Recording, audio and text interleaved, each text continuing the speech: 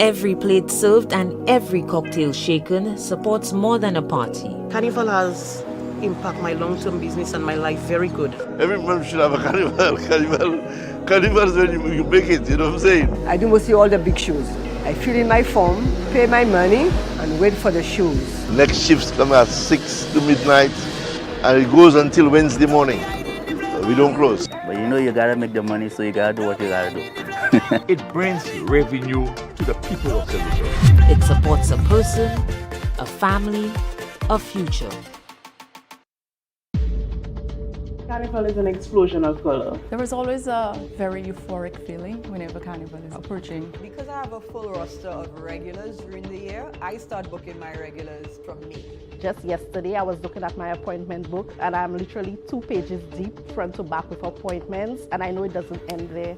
It's chaotic. We're talking some 13 to 14 hours standing. That's my favorite time of the month. That's why I clock it. Yes, I clock my dollar. That's why I see clients I haven't seen in a long time. It's a lot of anticipation, you feel the energy, everybody's in such a good mood. What's your busiest time during the year? Carnival time. Summertime, carnival time. Yeah, like now. Besides Christmas, Carnival is my busiest time. Lucian Carnival, where beauty becomes business, wellness turns into wealth, and creativity drives commerce.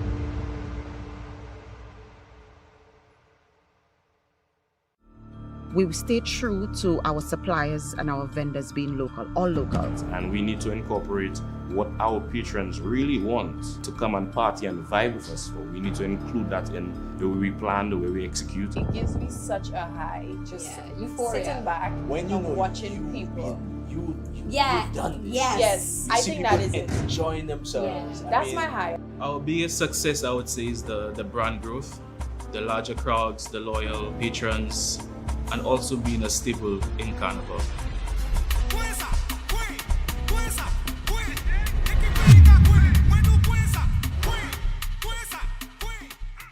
For the past 2 years, July has delivered record-breaking tourism numbers driven by the Carnival experience. July 17th, July 19th, July 20th are the days when we have the most number of visitors on island. And because of the volume of visitors that we have, the high demand for short-term accommodation, I can see a situation where revenues could easily be tripled.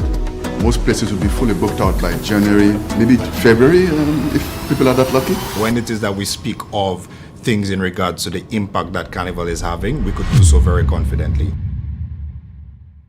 This is the party economy, an ecosystem where creativity meets engineering. When we think of doing an event, it's really an economic driver. Here we do an event and we charge people a ticket price to enter, but that ticket price has so many layers to it. While the work is being done and then you sit back and you look at the massive crowd, you could tell our carnival has grown pretty big as well. Every year is a different change to make it better, the experience. Without a proper production, your event might look like a tea party or a picnic.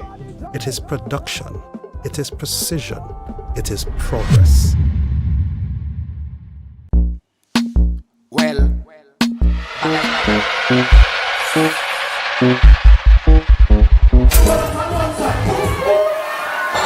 can you balance on one side? On one side, bring it down like a landslide. Hold on, landslide, bring it down like a landslide. Landslide. Alright, I said, what's it done? What's it done? That's a what? What's it done? What a blow? What's it done? This is a big mess.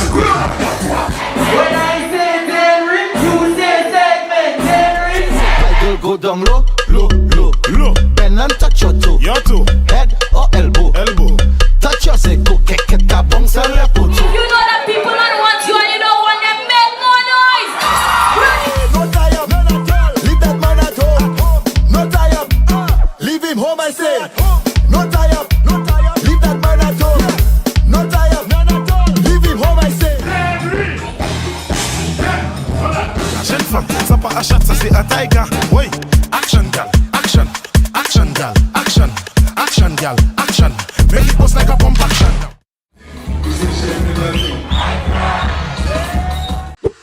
Quick and easy, top up your card. No bank account, you get a pass. BOSL, my freedom card. Freedom, freedom. My money, money, my way. I got freedom, freedom. If I wanna shop online, got bills to pay. Go where I want, free to play. I got peace of mind, secure and safe. With BOSL, my freedom card. My money, money, my way. With BOSL, my freedom card. Every plate served and every cocktail shaken supports more than a party. Carnival has impacted my long-term business and my life very good. Every month should have a carnival. Carnival is when you make it, you know what I'm saying? I do mostly all the big shows. I fill in my form, pay my money, and wait for the shows. Next shifts come at 6 to midnight, and it goes until Wednesday morning. We don't close. But you know you gotta make the money, so you gotta do what you gotta do. It brings revenue to the people of Saint Lucian. It supports a person, a family, a future. Carnival is an explosion of color. There is always a very euphoric feeling whenever Carnival is approaching. Because I have a full roster of regulars during the year, I start booking my regulars from May. Just yesterday, I was looking at my appointment book and I'm literally 2 pages deep, front to back with appointments, and I know it doesn't end there. It's chaotic. We're talking some 13 to 14 hours standing. That's my favorite time of the month. That's why I clock it. Yes, I clock my dollar. That's why I see clients I haven't seen in a long time. It's a lot of anticipation, you feel the energy, everybody's in such a good mood. What's your busiest time during the year? Carnival time. Summertime, carnival time. Yeah, like now. Besides Christmas, Carnival is my busiest time. Lucian Carnival, where beauty becomes business, wellness turns into wealth, and creativity drives commerce.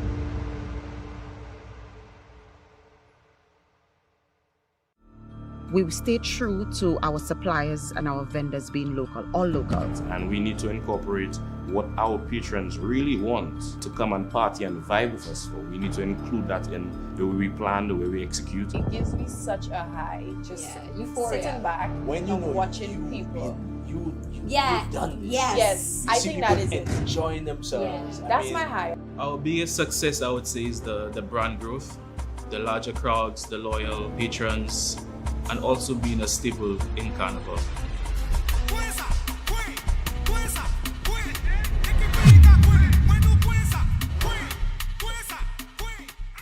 For the past 2 years, July has delivered record-breaking tourism numbers driven by the Carnival experience. July 17th, July 19th, July 20th are the days when we have the most number of visitors on island. And because of the volume of visitors that we have, the high demand for short-term accommodation, I can see a situation where revenues could easily be tripled. Most places will be fully booked out by January, maybe February, if people are that lucky. When it is that we speak of things in regards to the impact that Carnival is having, we could do so very confidently.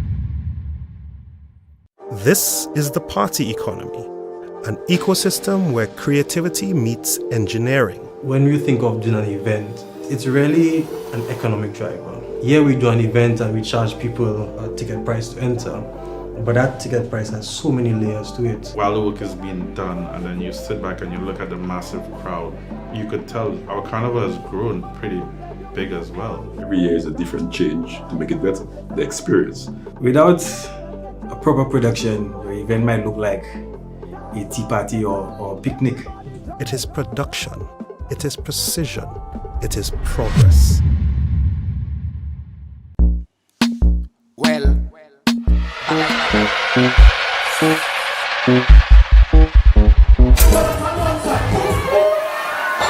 Can you balance on one side? On one side, bring it down like a landslide. Hold on, a landslide, bring it down like a landslide. Landslide. Alright, I said, what's it done? What's it done? That's a what? What's it done? What a blow? What's it done? This is a English grammar. When I say Henry, you say segment Henry. My girl go down low, low, low, low. Bend and touch your toe. Your toe. Head or elbow. Elbow. Touch your seko, keke ta bounce and lepo. If you know that people don't want you and you don't want them, make more noise. No tie up, none at all. Leave that man at home.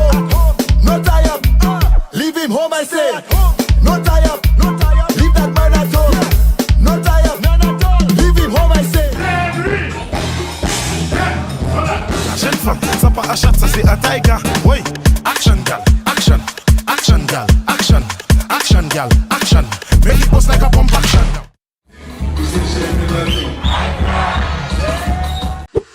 Quick and easy, top up your card. No bank account, you get a pass. BOSL, my freedom card. Freedom, freedom. My money, money, my way. I got freedom, freedom. If I wanna shop online, got bills to pay. Go where I want, free to play. I got peace of mind, secure and safe. With BOSL, my freedom card. My money, money, my way. With BOSL, my freedom card. Every plate served and every cocktail shaken supports more than a party. Carnival has impacted my long-term business and my life very good. Everyone should have a carnival. Carnival is when you make it, you know what I'm saying? I do mostly all the big shows. I fill in my form, pay my money, and wait for the shows. Next shifts come at 6 to midnight, and it goes until Wednesday morning. We don't close. But you know you gotta make the money, so you gotta do what you gotta do. It brings revenue to the people of Saint Lucian. It supports a person, a family, a future. Carnival is an explosion of color. There is always a very euphoric feeling whenever Carnival is approaching. Because I have a full roster of regulars during the year, I start booking my regulars from May. Just yesterday, I was looking at my appointment book and I'm literally 2 pages deep, front to back with appointments, and I know it doesn't end there. It's chaotic. We're talking some 13 to 14 hours standing. That's my favorite time of the month. That's why I clock it. Yes, I clock my dollar. That's why I see clients I haven't seen in a long time. It's a lot of anticipation, you feel the energy, everybody's in such a good mood.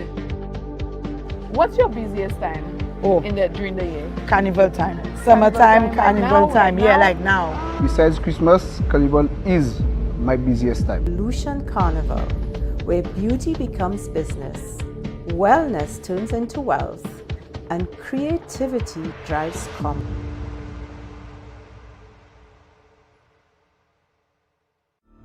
We stay true to our suppliers and our vendors being local, all locals. And we need to incorporate what our patrons really want to come and party and vibe with us for. We need to include that in the way we plan, the way we execute. It gives me such a high, just sitting back when you and watching people. You've done this. Yes, I think that is it. Enjoying themselves. Yeah, that's my high. Our biggest success, I would say, is the brand growth, the larger crowds, the loyal patrons, and also being a staple in Carnival.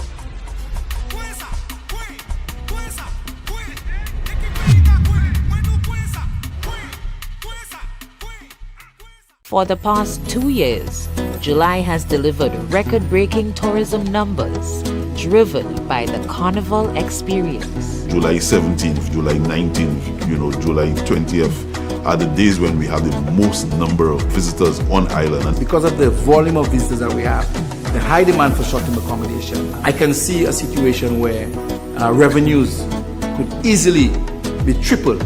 Most places will be fully booked out by January, maybe February, if people are that lucky. When it is that we speak of things in regards to the impact that Carnival is having, we could do so very confidently. This is the party economy, an ecosystem where creativity meets engineering. When we think of doing an event, it's really an economic driver. Here we do an event and we charge people a ticket price to enter, but that ticket price has so many layers to it. While the work is being done and then you sit back and you look at the massive crowd, you could tell our carnival has grown pretty big as well. Every year is a different change to make it better, the experience. Without a proper production, your event might look like a tea party or a picnic. It is production, it is precision, it is progress. Well,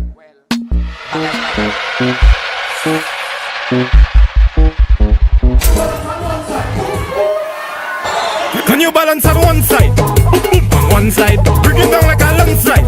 Hold on, a landslide, bring it down like a landslide. Landslide. Alright, I said, What's this up? What's this up? That's a what? What's it up? What up, no? What's up? This is a big mission. When I say Henry, you say segment, Henry. Go down low, low, low, low. Bend and touch your Your toe. Head or elbow. Elbow. Touch your say go keke ka bounce a lepo too. You know that people don't want you and you don't want them make no noise. No tie up, none at all. Leave that man at home. No tie up, leave him home I say. No tie up, leave that man at home. No tie up, none at all. Leave him home I say. Jeune femme, ça pas à chat, ça c'est un tiger. Oui, action gal, action, action gal, action, action gal, action. Make it bust like a pump action.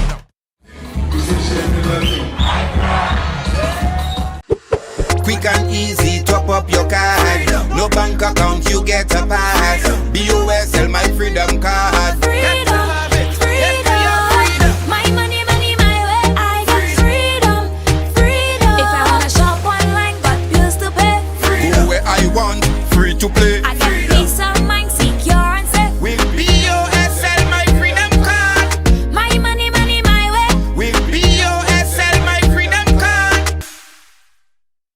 Every plate served and every cocktail shaken supports more than a party. Carnival has impacted my long-term business and my life very good. Every man should have a carnival.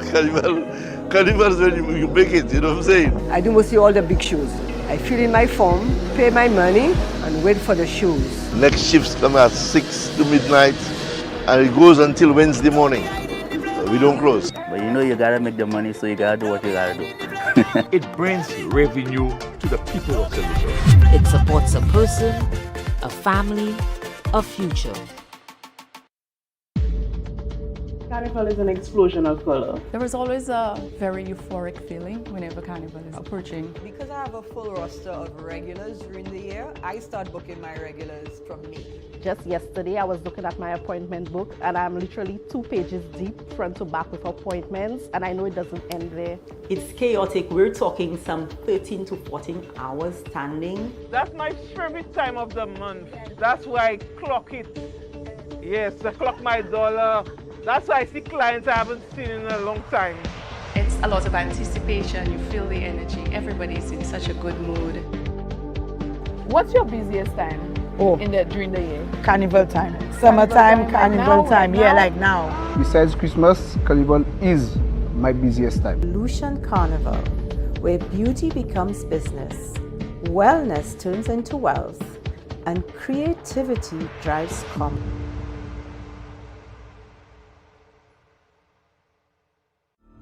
We stay true to our suppliers and our vendors being local, all locals. And we need to incorporate what our patrons really want to come and party and vibe with us for. We need to include that in the way we plan, the way we execute. It gives me such a high, just sitting back when you and know watching people. You've done this. Yes. I think that is it. Enjoying themselves. Yeah. That's my high. Our biggest success, I would say, is the brand growth, the larger crowds, the loyal patrons, and also being a staple in Carnival.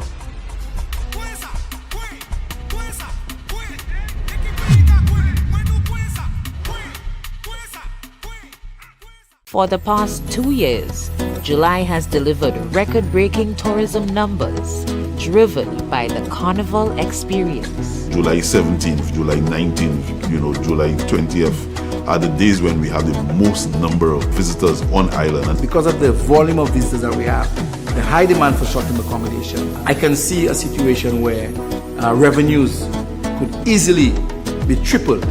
Most places will be fully booked out by January, maybe February, if people are that lucky. When it is that we speak of things in regards to the impact that Carnival is having, we could do so very confidently. This is the party economy, an ecosystem where creativity meets engineering. When we think of doing an event, it's really an economic driver. Here we do an event and we charge people a ticket price to enter, but that ticket price has so many layers to it. While the work is being done and then you sit back and you look at the massive crowd, you could tell our carnival has grown pretty big as well. Every year is a different change to make it better, the experience. Without a proper production, your event might look like a tea party or a picnic. It is production, it is precision, it is progress. Well,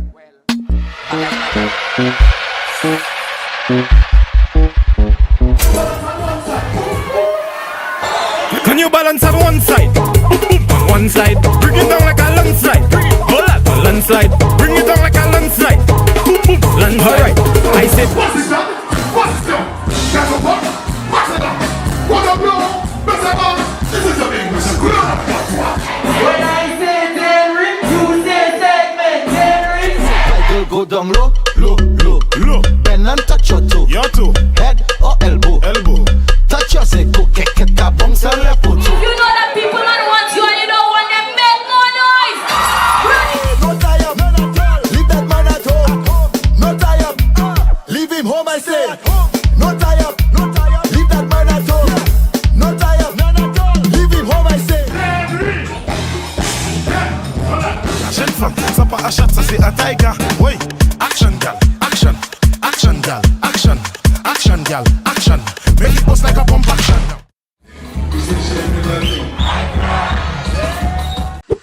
Quick and easy, top up your card. No bank account, you get a pass. BOSL, my freedom card. Freedom, freedom. My money, money, my way. I got freedom, freedom. If I wanna shop online, got bills to pay.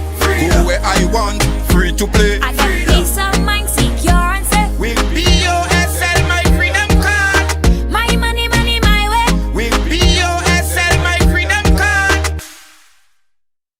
Every plate served and every cocktail shaken supports more than a party. Carnival has impacted my long-term business and my life very good. Every man should have a carnival. Carnival is when you make it, you know what I'm saying? I do mostly all the big shows. I fill in my form, pay my money, and wait for the shows. Next shifts come at 6 to midnight, and it goes until Wednesday morning. We don't close. But you know you gotta make the money, so you gotta do what you gotta do. It brings revenue to the people of Saint Lucian. It supports a person, a family, a future. Carnival is an explosion of color. There is always a very euphoric feeling whenever Carnival is approaching. Because I have a full roster of regulars during the year, I start booking my regulars from May. Just yesterday, I was looking at my appointment book and I'm literally 2 pages deep, front to back with appointments, and I know it doesn't end there. It's chaotic. We're talking some 13 to 14 hours standing. That's my favorite time of the month. That's why I clock it. Yes, I clock my dollar. That's why I see clients I haven't seen in a long time. It's a lot of anticipation. You feel the energy. Everybody's in such a good mood. What's your busiest time during the year? Carnival time. Summertime, Carnival time. Yeah, like now. Besides Christmas, Carnival is my busiest time. Lucian Carnival, where beauty becomes business, wellness turns into wealth, and creativity drives commerce.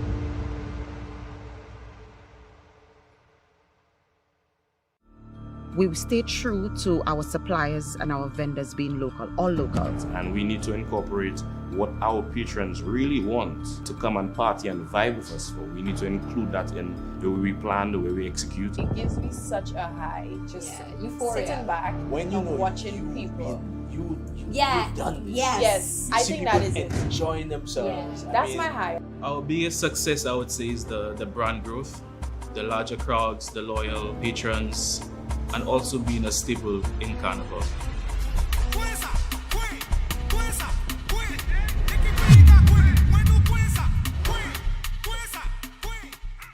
For the past 2 years, July has delivered record-breaking tourism numbers driven by the Carnival experience. July 17th, July 19th, July 20th are the days when we have the most number of visitors on island. And because of the volume of visitors that we have, the high demand for short-term accommodation, I can see a situation where revenues could easily be tripled. Most places will be fully booked out by January, maybe February, if people are that lucky. When it is that we speak of things in regards to the impact that Carnival is having, we could do so very confidently.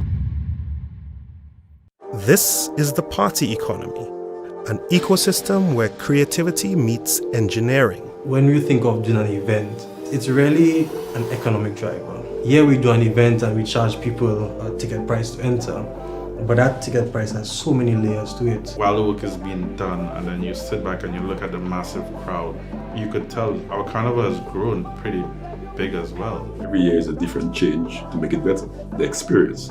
Without a proper production, your event might look like a tea party or picnic. It is production, it is precision, it is progress.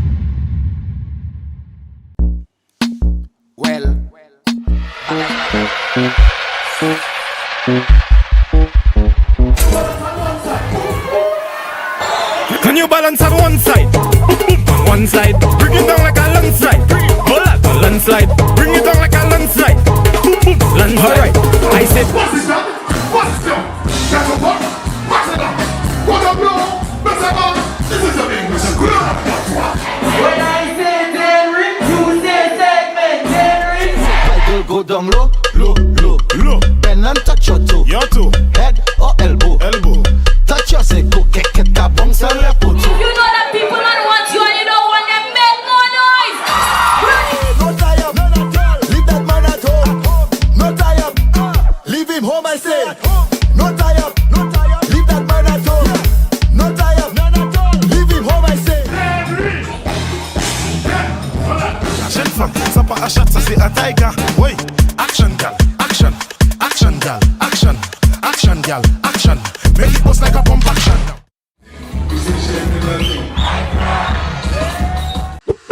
Quick and easy, top up your card. No bank account, you get a pass. BOSL, my freedom card. Freedom, freedom. My money, money, my way. I got freedom, freedom. If I wanna shop online, got bills to pay. Freedom. Go where I want, free to play. I got peace of mind, secure and safe. With BOSL, my freedom card. My money, money, my way. With BOSL, my freedom card. Every plate served and every cocktail shaken supports more than a party. Carnival has impacted my long-term business and my life very good. Every month should have a carnival. Carnival is when you make it, you know what I'm saying? I do mostly all the big shows. I fill in my form, pay my money, and wait for the shows. Next shifts come at 6 to midnight, and it goes until Wednesday morning. We don't close. But you know you gotta make the money, so you gotta do what you gotta do. It brings revenue to the people of Saint Lucian. It supports a person, a family, a future. Carnival is an explosion of color. There is always a very euphoric feeling whenever Carnival is approaching. Because I have a full roster of regulars during the year, I start booking my regulars from May. Just yesterday, I was looking at my appointment book and I'm literally 2 pages deep, front to back with appointments, and I know it doesn't end there. It's chaotic. We're talking some 13 to 14 hours standing. That's my favorite time of the month. That's why I clock it. Yes, I clock my dollar. That's why I see clients I haven't seen in a long time. It's a lot of anticipation. You feel the energy. Everybody's in such a good mood. What's your busiest time during the year? Carnival time. Summertime, carnival time. Yeah, like now. Besides Christmas, Carnival is my busiest time. Lucian Carnival, where beauty becomes business, wellness turns into wealth, and creativity drives commerce.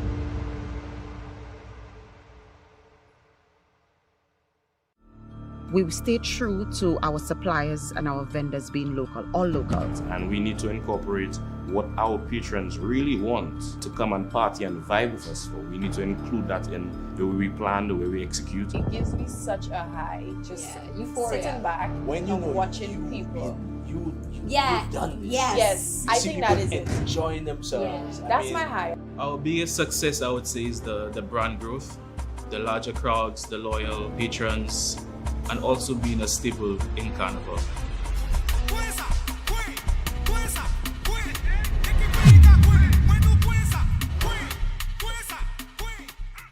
For the past 2 years, July has delivered record-breaking tourism numbers driven by the Carnival experience. July 17th, July 19th, July 20th are the days when we have the most number of visitors on island. And because of the volume of visitors that we have, the high demand for short-term accommodation, I can see a situation where revenues could easily be tripled. Most places will be fully booked out by January, maybe February, if people are that lucky. When it is that we speak of things in regards to the impact that Carnival is having, we could do so very confidently.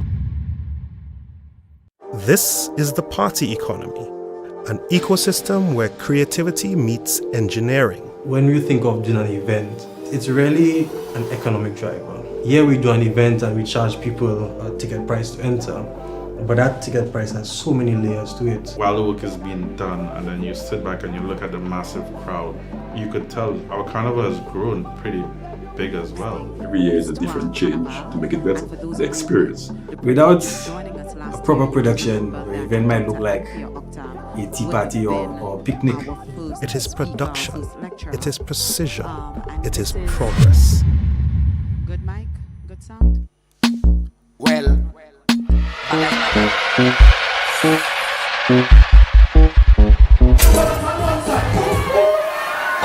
can you balance on one side? On one side, bring it down like a landslide. Hold on, a landslide, bring it down like a landslide. Landslide. Alright, I said, what's this up? What's this up? That's a what? What's it up? What up, no? What's it up? This is a English. When I say Terry, you say segment, Terry. My girl go down low, low, low, low. Bend and touch your toe. Your toe. Head or elbow. Elbow. Touch your seko, keket ka bounce and left foot. You know that people don't want you and you don't want them make more noise. No tie up, leave that man at home. No tie up, leave him home I say. No tie up, leave that man at home. No tie up, leave him home I say. Jeune femme, ça pas à chat, ça c'est à Taïga. Oui, action gal, action, action gal, action, action gal, action. Make it bust like a pump action.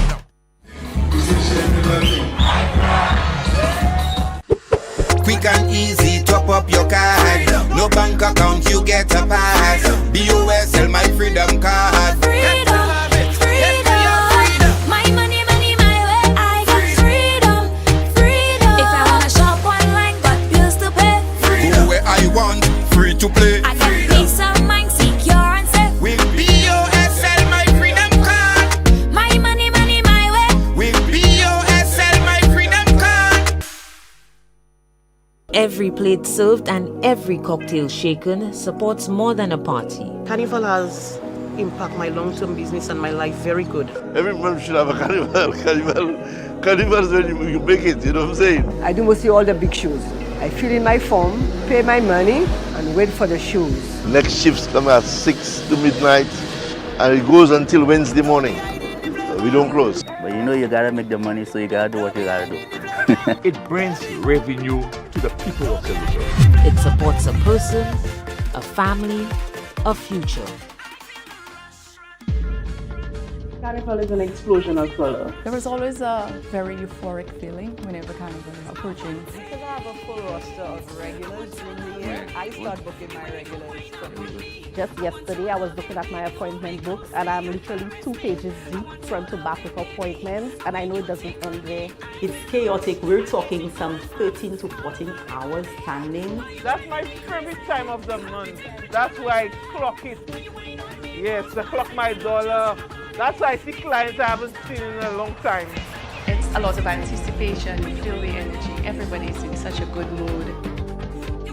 What's your busiest time during the year? Carnival time. Summertime, carnival time. Yeah, like now. Besides Christmas, Carnival is my busiest time. Lucian Carnival, where beauty becomes business, wellness turns into wealth, and creativity drives commerce.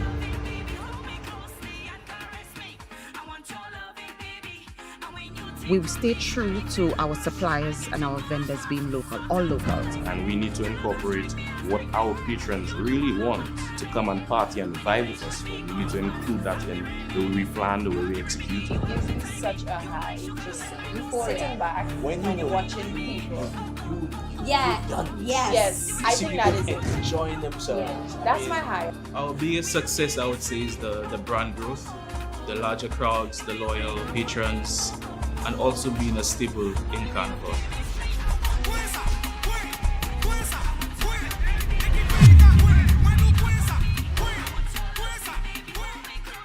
For the past 2 years, July has delivered record-breaking tourism numbers, driven by the Carnival experience. July 17th, July 19th, July 20th are the days when we have the most number of visitors on island. And because of the volume of visitors that we have, the high demand for short-term accommodation, I can see a situation where revenues could easily be tripled.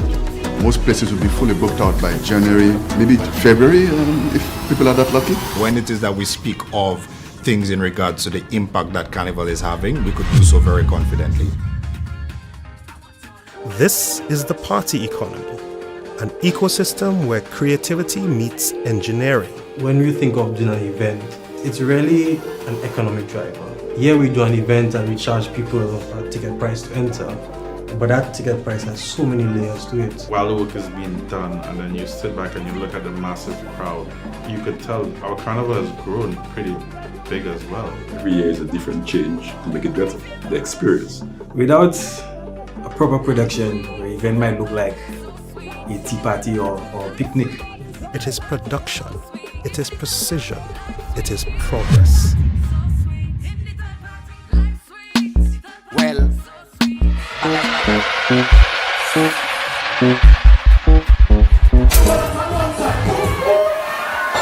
can you balance on one side? On one side, bring it down like a landslide. Hold up, on landslide, bring it down like a landslide. Landslide. Alright, I said, what's it up? What's it up? That's a what? What's it up? What up, bro? What's up? This is the English. when I say Terry, you say segment Terry. My girl go down low, low, low, low. Bend and touch your toe. Your toe. Head or elbow. Elbow. Touch your seko, keke tabong sa lepo. You know that people man want you and you don't want them make no noise. No tie up, leave that man at home. No tie up, leave him home I say. No tie up, leave that man at home. No tie up, leave him home I say. Action from Sapa a shot, say a tiger. Wait, action gal, action, action gal, action, action gal, action. Make it bust like a pump action.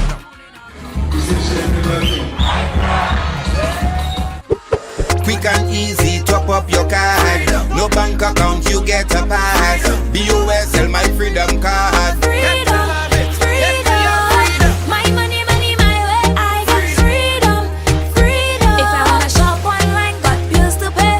Go where I want, free to play. I got peace of mind, secure and safe. With BOSL, my freedom card. My money, money, my way. With BOSL, my freedom card. Every plate served and every cocktail shaken supports more than a party. Carnival has impacted my long-term business and my life very good. Every man should have a carnival.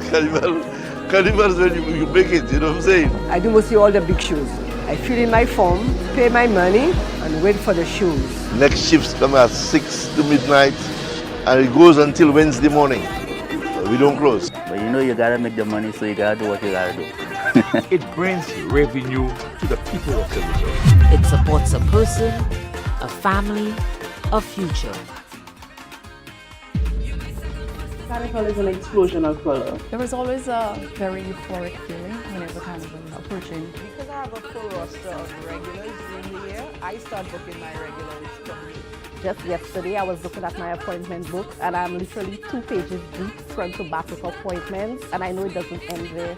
It's chaotic. We're talking some 13 to 14 hours standing. That's my favorite time of the month.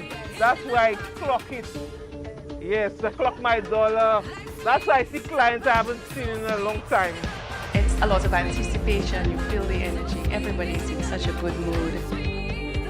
What's your busiest time during the year? Carnival time. Summertime, carnival time. Yeah, like now.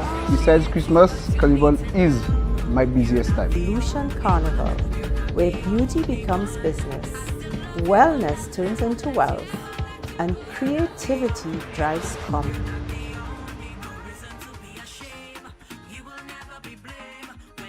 we stay true to our suppliers and our vendors being local, all local. And we need to incorporate what our patrons really want to come and party and vibe with us. So we need to include that in the way we plan, the way we execute. It gives me such a high, just sitting back and watching people.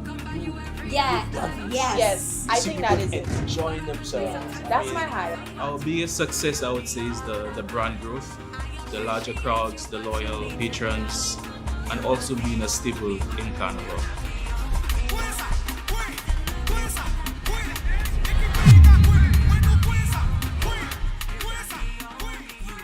For the past 2 years, July has delivered record-breaking tourism numbers driven by the Carnival experience. July 17th, July 19th, July 20th are the days when we have the most number of visitors on island. And because of the volume of visitors that we have, the high demand for short-term accommodation, I can see a situation where revenues could easily be tripled. Most places will be fully booked out by January, maybe February, if people are that lucky. When it is that we speak of things in regards to the impact that Carnival is having, we could do so very confidently.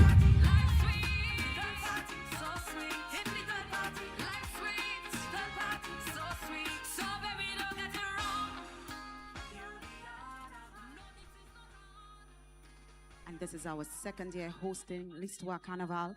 For those of you who were able to join us last year, you will remember that our first lecture featured Dr. Anthea Octave Lucian. And we know that we want to try to continue Listwa Kannaval, and it's part of the annual events on the Lucian Carnival calendar, focused on documenting, preserving, and discussing the history and evolution of Lucian Carnival. The event is designed to create meaningful cultural dialogue around the development and future of Lucian Carnival. Now, this year's theme, Rhythm, Language, and Identity, does our music define us? The discussion will explore how Lucian music has influenced culture, identity, language, and the overall Carnival experience.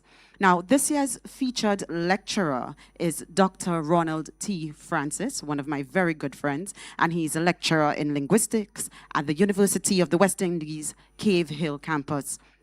And Dr. Francis's research focuses on language, culture, and Saint Lucian popular music like Dennery segment, making him uniquely positioned to lead this conversation. And fun fact, Ronald is actually from Dennery, so we are looking forward to that. The lecture will also open discussion on the role of Creole language and cultural expression in music. Now, before we move on to the lecture, we would like to invite Manchas Kazabor, and I'm sure those of you earlier folks will know of his music and his contributions to Saint Lucian music. So, ladies and gentlemen, put your hands together and help me welcome Mr. Kazabor.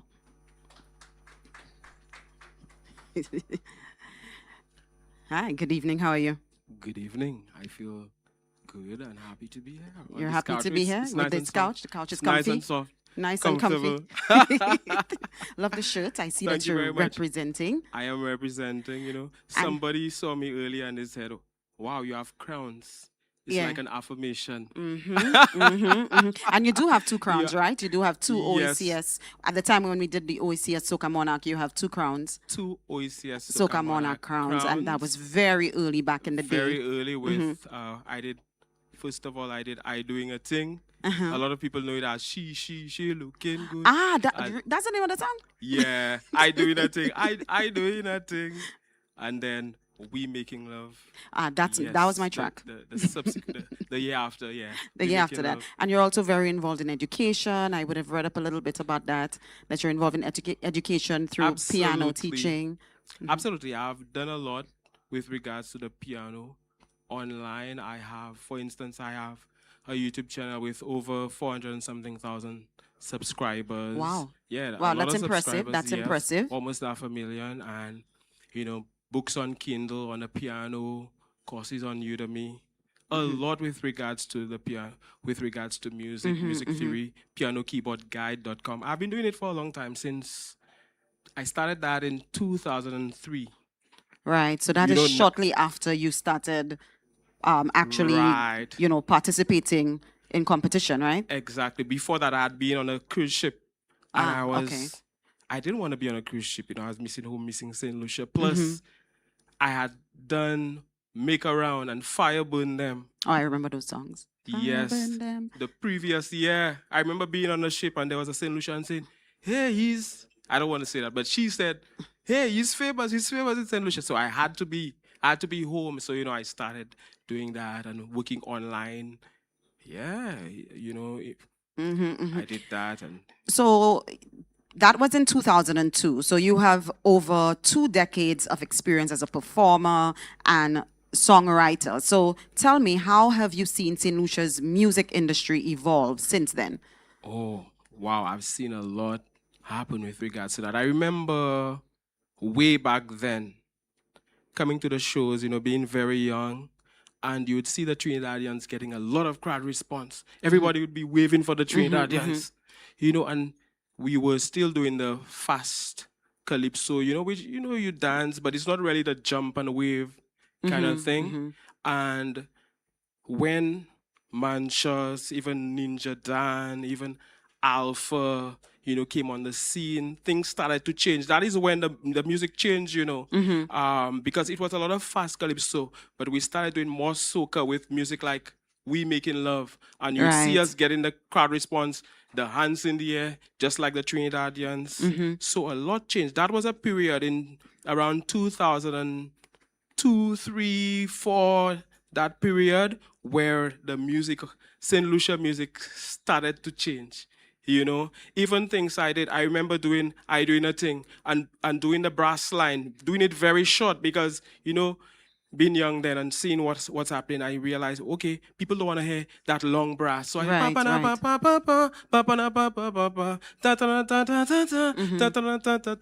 not living here without a woman. So short and just come into it. So the music, and then even afterwards with We Making Love, the brass came out of it at the start, like the long band chorus. Right, that is associated with calypso. Right, more associated with calypso, the long band chorus. We took that out. That started to come out of the music around that era.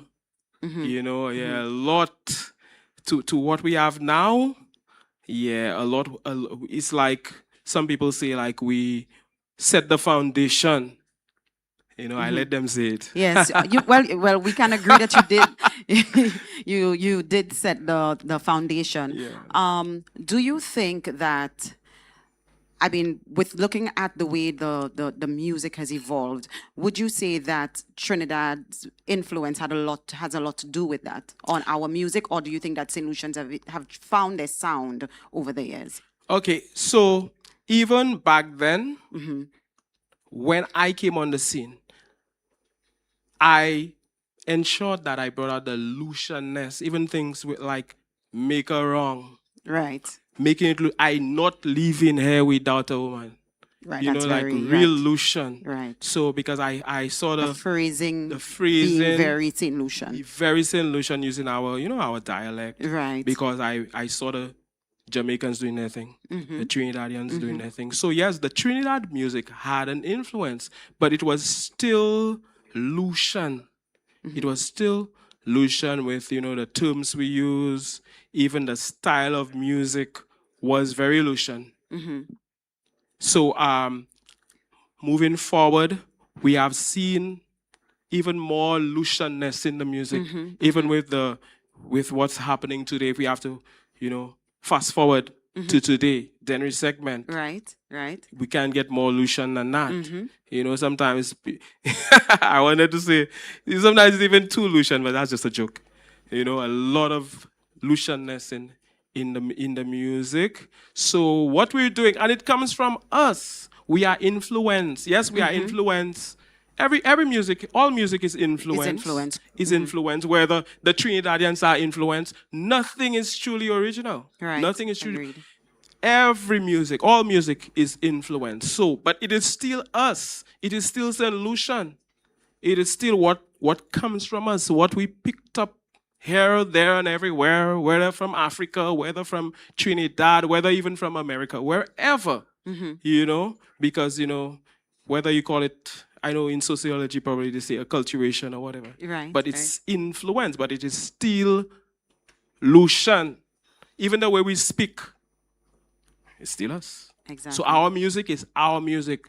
Soca, sometimes we say, and that may be, sometimes we say that Dennery segment is Saint Lucian, but soca, our soca music, what that is Saint Lucian, it is Lucian soca. Right. It's not Trini soca we're doing, we're doing Saint Lucian soca. Right.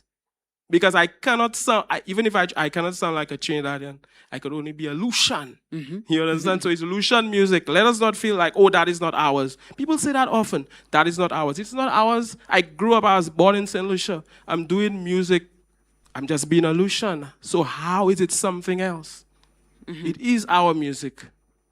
I want people to know that it is our music. The Dennery segment is ours. So is the St. Lucian music we've been doing. Well, that actually brings me to my next question, because I was about to ask about many of our soca artists going international, regional and international, going into competitions, and how is it that we are still able to represent ourselves uniquely? But I think that you sort of answered that question, even as we try to take the landscape, right? How do we make our name still being uniquely Saint Lucian? But I think that you answered that question. If you want to, go a step further. I know we don't have much time. I can see. We don't have much time. They're giving us the time. Oh, we just get warm up. We almost. Yeah. So even when we go out there, we still bring out that Lucianness. Everywhere we go, we fly our flag and we represent Saint Lucia. It is our thing. Okay. Yes. Thank you so much, Manchester, for joining us on the couch at Listwa Kannaval. Listwa Kannaval. And it was a pleasure and an honor. Appreciated. Thank you so much. Thank you. All the best. Yes. Thank you. All right, our next artist, Dennery segment king, the local Shakespeare. Ladies and gentlemen, this man needs no introduction. Give it up for Umpa.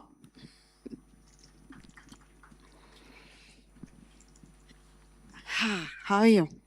I'm Gucci. How are you doing? You Gucci? I'm good. I see that you're dressed in the signature Umpa style. Yeah, if I don't see you with these, all of those chains around your neck, oh, yeah? I think something is wrong. That's essential. I must have it. So tell us about your involvement in Dennery segment. You have been one of the more distinctive voices in Dennery segment. How did you start with Dennery segment? How did you start with music? So music basically was my escape from my everyday struggles, right? Originally, I didn't do Dennery segment. I have to give credit to Servants and Mighty. Okay. I got to pay homage, right? Mighty was the one who told me, try the Dennery segment. Because, I have the lyrics and I could just change it and give that kind of style, And I was like, nah, man, I can't do that.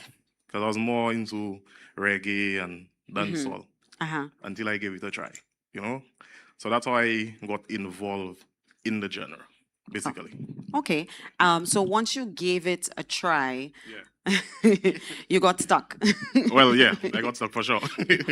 Tell us about the use, because I find, like, every time I'm listening to you, I think I can understand Creole until sometimes I listen to you, and it just sounds, it's first language, it's simple, it literally just rides off of your tongue. So tell me about the use of the Creole language in your music.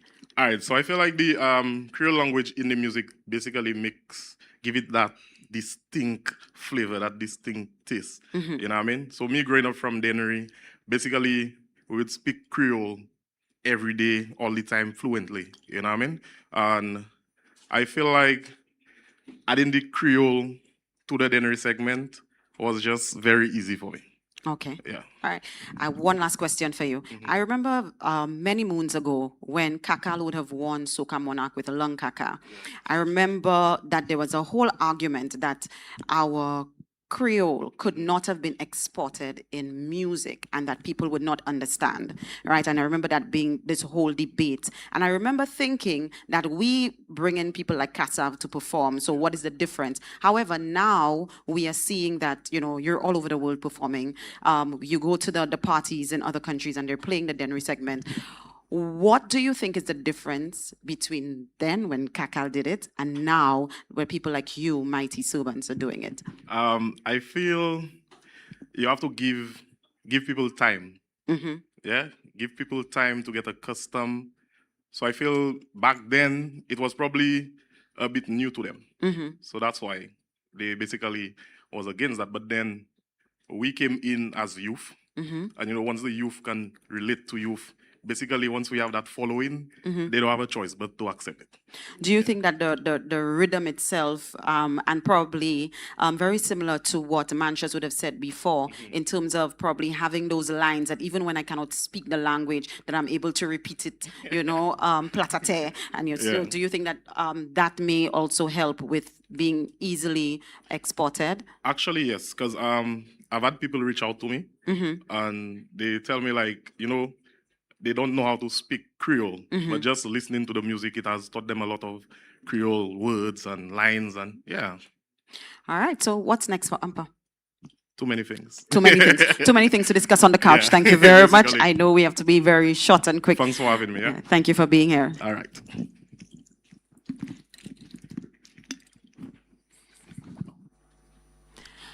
All right, so we are getting into our lecture with Dr. Ronald T. Francis, and he's going to look at music, identity, culture in Dennery segment. Ladies and gentlemen, thank you for being with us, and stay tuned because we have more coming up at Listwa Kannaval. Every plate served and every cocktail shaken supports more than a party. Carnival has impact my long-term business and my life very good. Every man should have a carnival. Carnival is when you make it, you know what I'm saying? I do see all the big shows. I fill in my form, pay my money, and wait for the shows. Next shifts come at 6 to midnight, and it goes until Wednesday morning. We don't close. But you gotta make the money, so you gotta do what you gotta do. It brings revenue to the people of the region. It supports a person, a family, a future. Carnival is an explosion of color. There is always a very euphoric feeling whenever Carnival is approaching. Because I have a full roster of regulars during the year, I start booking my regulars. Here we do an event. And Just yesterday, I was looking at my appointment book, and I'm literally 2 pages deep, front to back with appointments, and I know it doesn't end there. It's chaotic. We're talking some 13 to 14 hours standing. That's my favorite time of the month. That's why I clock it. Experience. Yes, I clock my dollar. That's why I see clients I haven't seen in a long time. It's a lot of anticipation. It is Feel the production. energy. Everybody's It is in such precision. a good mood. It is promise. What's your busiest time during the year? Carnival time. Summertime, carnival time. Yeah, like now. Besides Christmas, Carnival is my busiest time. My life very good.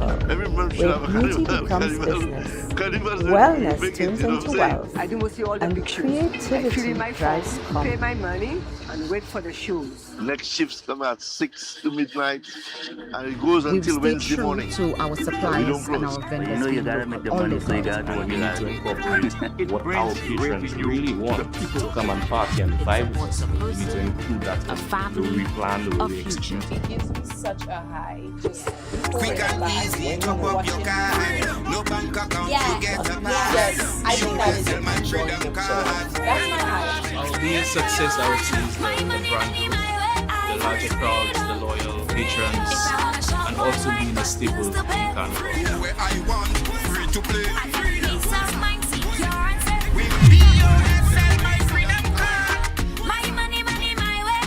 For the past 2 years, July has delivered record-breaking tourism numbers driven by the Carnival experience.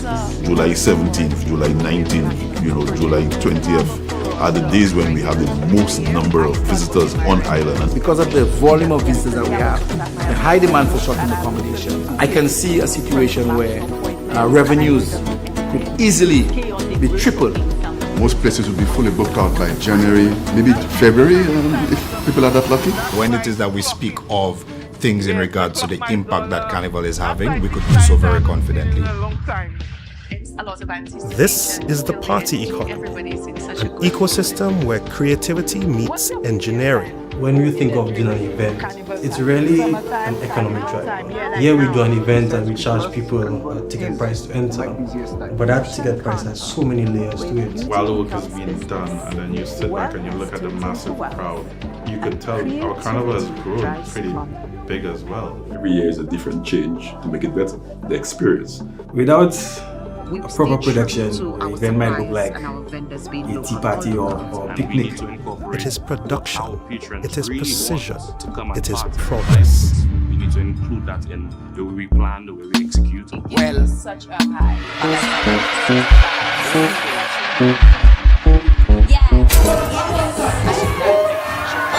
Can you balance on one side? On one side, bring it down like a landslide. Landslide, bring it down like a landslide. Landslide. Alright, I said, what's it up? What's it up? That's a what? What's it up? What a blow? What's it up? This is a English school. When I say Terry, you say Terry. Go down low, low, low, low. Bend and touch your toe. Your toe. Head or elbow. Elbow. Touch your say, go kick it, that bounce a level. You know that people don't want you and you don't want them make more noise. No tie up, none at all. Leave that man at home. No tie up, leave him home, I say. No tie up, leave that man at home. No tie up, none at all. Leave him home, I say. Action fam, sapa a shot, ça c'est a tiger. Oui, action gal, action, action gal, action, action gal, action. Make it bust like a pump action.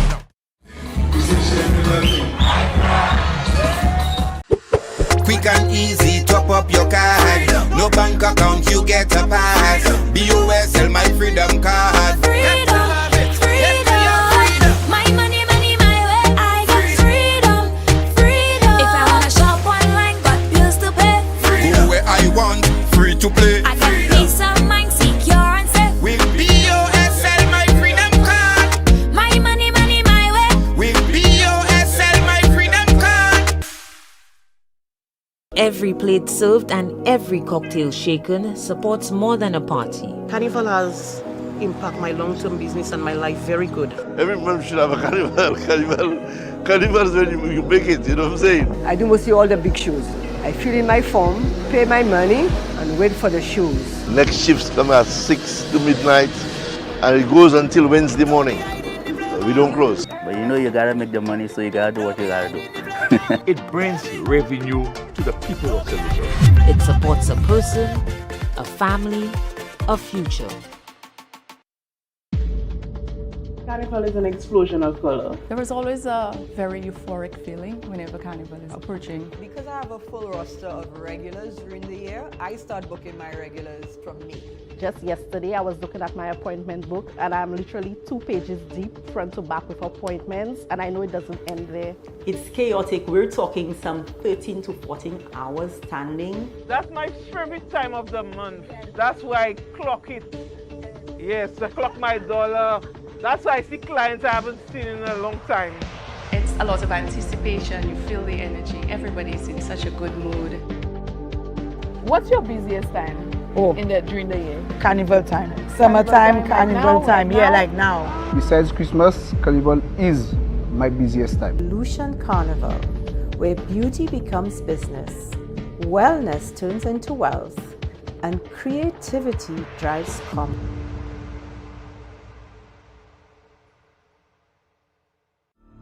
We stay true to our suppliers and our vendors being local, all locals. And we need to incorporate what our patrons really want to come and party and vibe with us for. We need to include that in the way we plan, the way we execute. It gives me such a high, just euphoria. Sitting back when you and watching people.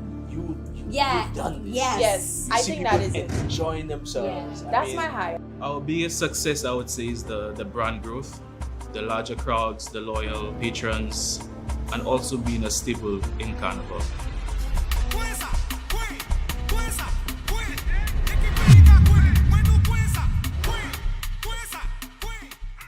For the past 2 years, July has delivered record-breaking tourism numbers driven by the Carnival experience. July 17th, July 19th, July 20th are the days when we have the most number of visitors on island. Because of the volume of visitors that we have, the high demand for short-term accommodation, I can see a situation where revenues could easily be tripled. Most places will be fully booked out by January, maybe February, if people are that lucky. When it is that we speak of things in regards to the impact that Carnival is having, we could do so very confidently. This is the party economy, an ecosystem where creativity meets engineering. When we think of doing an event, it's really an economic driver. Here we do an event and we charge people a ticket price to enter, but that ticket price has so many layers to it. While the work is being done and then you sit back and you look at the massive crowd, you could tell our carnival has grown pretty big as well. Every year is a different change to make it better, the experience. Without a proper production, your event might look like a tea party or a picnic.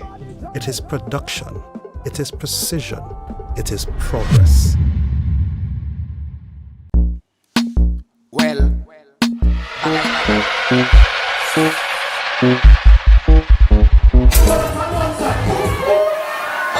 can you balance on one side? On one side, bring it down like a landslide. Landslide, bring it down like a landslide. Landslide. Alright, I said, what's it done? What's it done? That's a what? What's it done? What a blow? What's it done? This is a English. When I say ten ring, you say segment ten ring. I will go down low, low, low, low. Bend and touch your toe. Your toe. Head or elbow. Elbow. Touch your seko, keke ta bounce and lepo toe. You know that people don't want you and you don't want them make no noise. No tie up, none at all. Leave that man at home. No tie up, leave him home I say. No tie up, no tie up. Leave that man at home. No tie up, none at all. Leave him home I say. Action fam, sapa a shot, ça c'est a tiger. Oui, action gal, action, action gal, action, action gal, action. Make it bust like a pump action.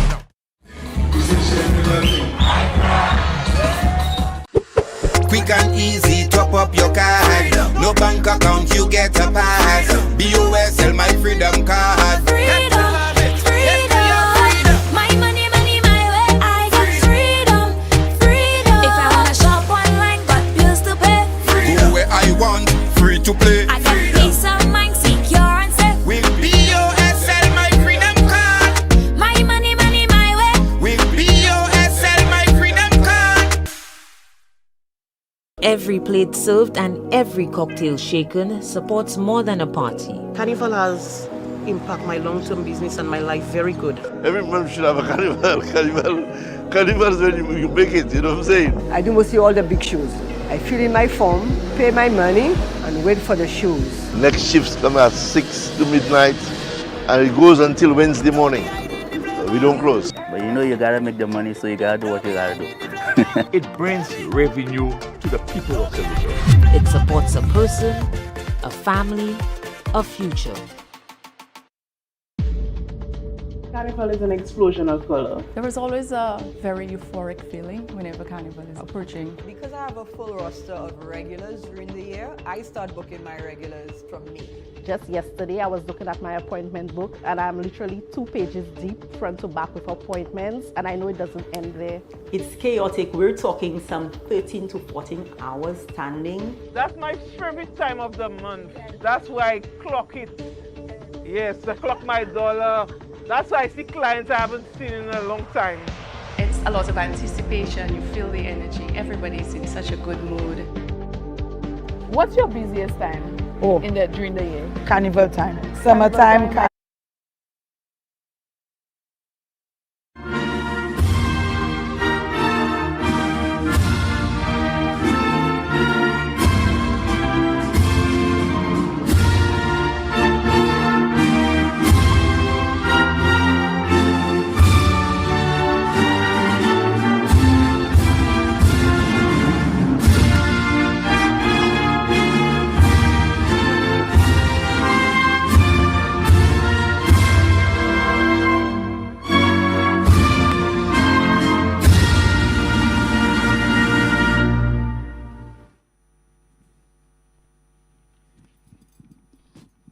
You may be seated.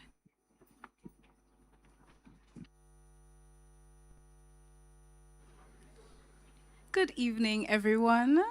As we know tonight, we are going to be talking about one of our local genres, Dennery segment. So I'm going to be performing a song that I think everybody here knows, and I'll need your help with it. Join in when you can, but also I want you to say, what is his problem whenever I stretch out my hand like that? Can you guys do that?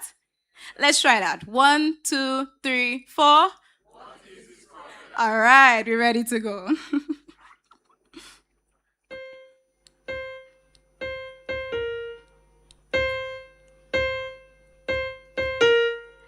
Just so you know, this song is not about cars. Rude boy, when you get the car, you have to wash the car, you have to oil the car, well, lubricate the car, cause someone going to take the car, and it will not jar. 238 square miles, it going very far, we putting it the first gear, partner all dance to fre, bearing knocking keke, my partner don't keke, so you better take care, and just watch your state there, cause a man will scrap the ride and leave the plate there. My road got Corolla, he have no control over, he hunter Motorola. What is his problem? I think I'm telling Clovis, his car have to service, he saying me no notice. What is his problem? Now man come and jack his car, now you want to cry? Since the time I telling Clovis, boy, to lock your ride. You feeling like you is top man, you is Iron Man? Well, look, the next man coming to replace the bottom pan. When you get the car, you have to wash the car, you have to oil the car, well, lubricate the car, cause someone going to take the car, and it will not jar. 238 square miles, it going very far, we putting it in first gear, partner all that souffre, bearing knocking keke, my partner don't keke, so you better take care, and just watch your state there, cause a man will scrap your ride and leave the plate there. When you see it passing, muffler is smoking, the roof is leaking, and my plug not working, windows not working, and window self not working. When you see yourself passing there, hey, when you get the car, you have to wash the car, you have to oil the car, well, lubricate the car, cause someone going to take the car, and it will not jar. 238 square miles, it going very far.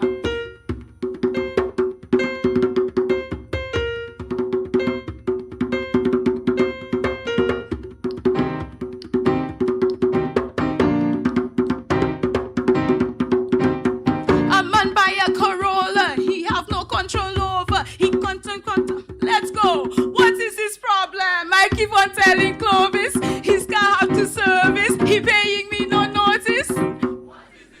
Well, a man come and jack his car. Oh, man, to cry. Since the day I telling Clovis, boys, lock your ride. You feeling like you is top man, you is Iron Man. Well, look, a next man coming to replace the water pan. When you get the car, you have to wash the car, you have to oil the car, well, lubricate the car, cause someone going to take the car, and it will not jar. 238 square miles, it going very far. Thank you very much.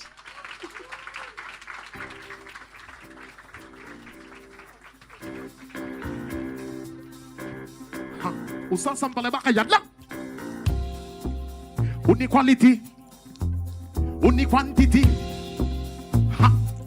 Pas joint d'un, nous en d'un now. Ma way un homme point tout bagaille, femme oui mais bagaille, allez bagaille, now fait bagaille, pour ma way bagaille, ou ni bagaille, pour bay bagaille, now. Ma way un homme point tout bagaille, femme oui mais bagaille, allez bagaille, now fait bagaille, pour ma way bagaille, ou ni bagaille, pour bay bagaille, l'on point bagaille, mettez en bagaille, tourner bagaille, oui mais bagaille, pencher bagaille, kawe bagaille, soukwe bagaille, tamble bagaille, nave bagaille, tic tac bagaille. Salon bagaille, combel bagaille, joke dadaï, mol kon papaye, il a fait des tranches la pla kon babaye. Now, ma way un homme point tout bagaille, femme oui mais bagaille, hein.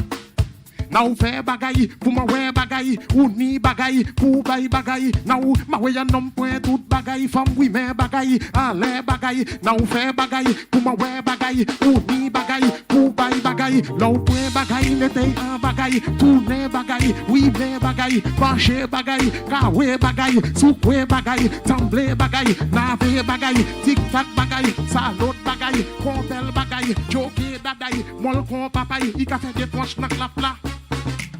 Ma oui un homme point. Oui, mais bagay, en l'air bagay, now faire bagay, pour ma ouais bagay, ou ni bagay, pour bay bagay, now, ma oui un homme point, tout bagay, femme oui, mais bagay, en l'air bagay, now faire bagay, pour ma ouais bagay, ou ni bagay, pour. Aha. Woo! Let's go! Ma oui, un homme point, tout bagay, femme oui, mais bagay, en l'air bagay, now faire bagay, pour ma ouais bagay, ou ni bagay, pour. Ma oui, un homme point, tout bagay, femme oui, mais bagay, en l'air bagay, now faire bagay, pour ma ouais bagay. Then we segment jazz. Woo! Ha! Page one day, nous one day now, fais ça fait ya one drop. Et puis cock up. Then take it talk. Who got the freight one back baba shop now? From the Saturday one drop. A big cock up. Then take it talk. Who got the freight one back baba shop now? Then leg west bien. Oh Lord.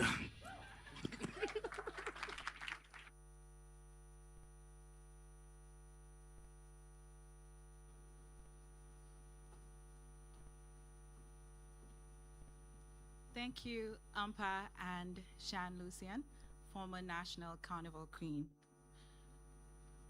Before there was music, there was a story, a memory, an event, a moment, and a creative spirit with the desire to capture it, preserve it, and share it with the rest of the world. Through rhythm, we found our voice. Through language, we preserved our heritage. Through music, we carried our stories from one generation to the next. Tonight, we gather to explore the sounds that move us, the words that define us, and the culture that unites us. We will explore the connection between rhythm, language, and identity, and ask an important question: does our music define us? Good evening, everyone. On behalf of the Carnival Planning and Management Committee, it is my pleasure to welcome you to the second edition of Listwa Kannaval. My name is 𝐾𝐚𝐧𝐿, and I will be your host for this evening. Thank you for joining us as we continue what is quickly becoming an important tradition of Lucian Carnival, a space dedicated not just to celebrating Carnival, but to understanding it, documenting it, and preserving it for future generations. Carnival is often experienced through the color, the energy, the music and spectacle that fill our streets each year. But behind every song, costume, rhythm, and tradition lies a story waiting to be told, and that is the purpose of Listwa Kannaval. So this event was established by the Carnival Planning and Management Committee as part of their commitment to creating a more inclusive Lucian Carnival experience, one that provides a space for every Saint Lucian and visitor to our shores. So at its core, this initiative, is rooted in two of the committee's guiding principles: inclusivity and cultural preservation. At its core, Listwa Kannaval reflects the belief that there is something for everyone in Lucian Carnival. So, each year, the event examines a different aspect of Lucian Carnival through the lens of history, culture, and contemporary relevance.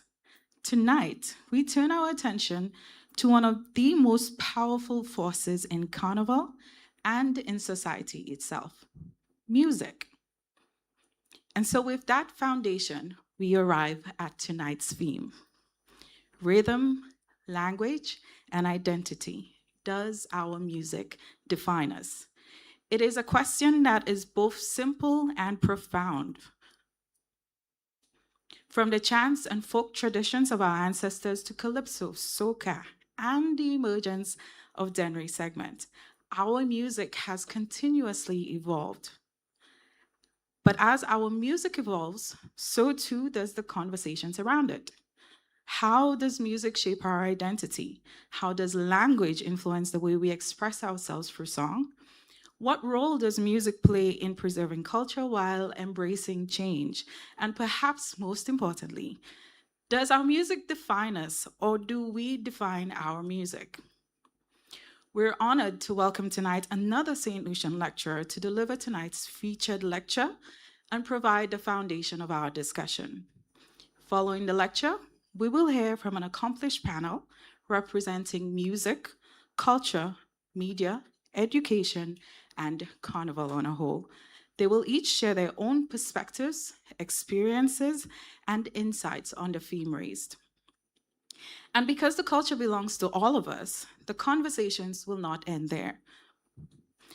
We will also open the floor for audience participation, giving you an opportunity to share your views and contribute to tonight's discussion.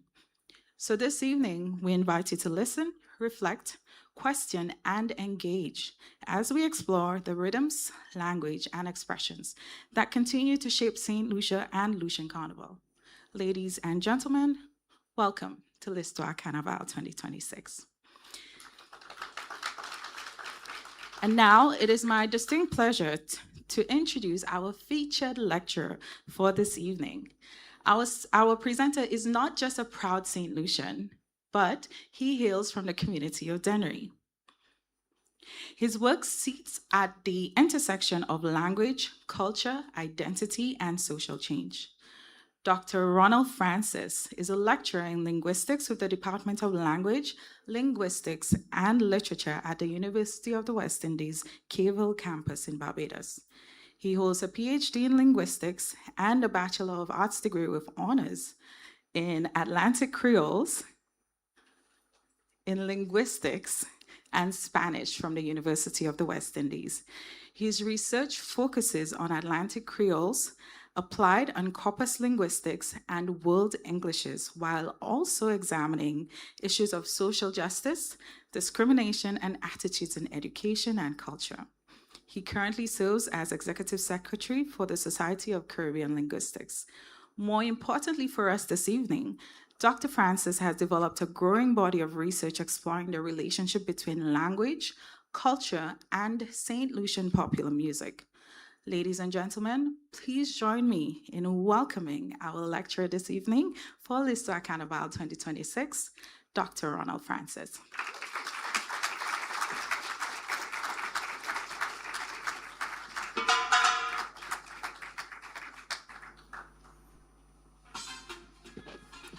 Thank you so much. Good evening. What a wonderful introduction by Chelsea.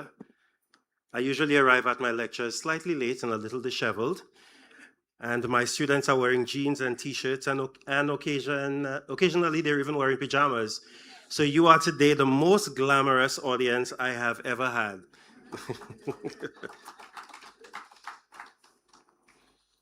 I'm going to put my clicker here.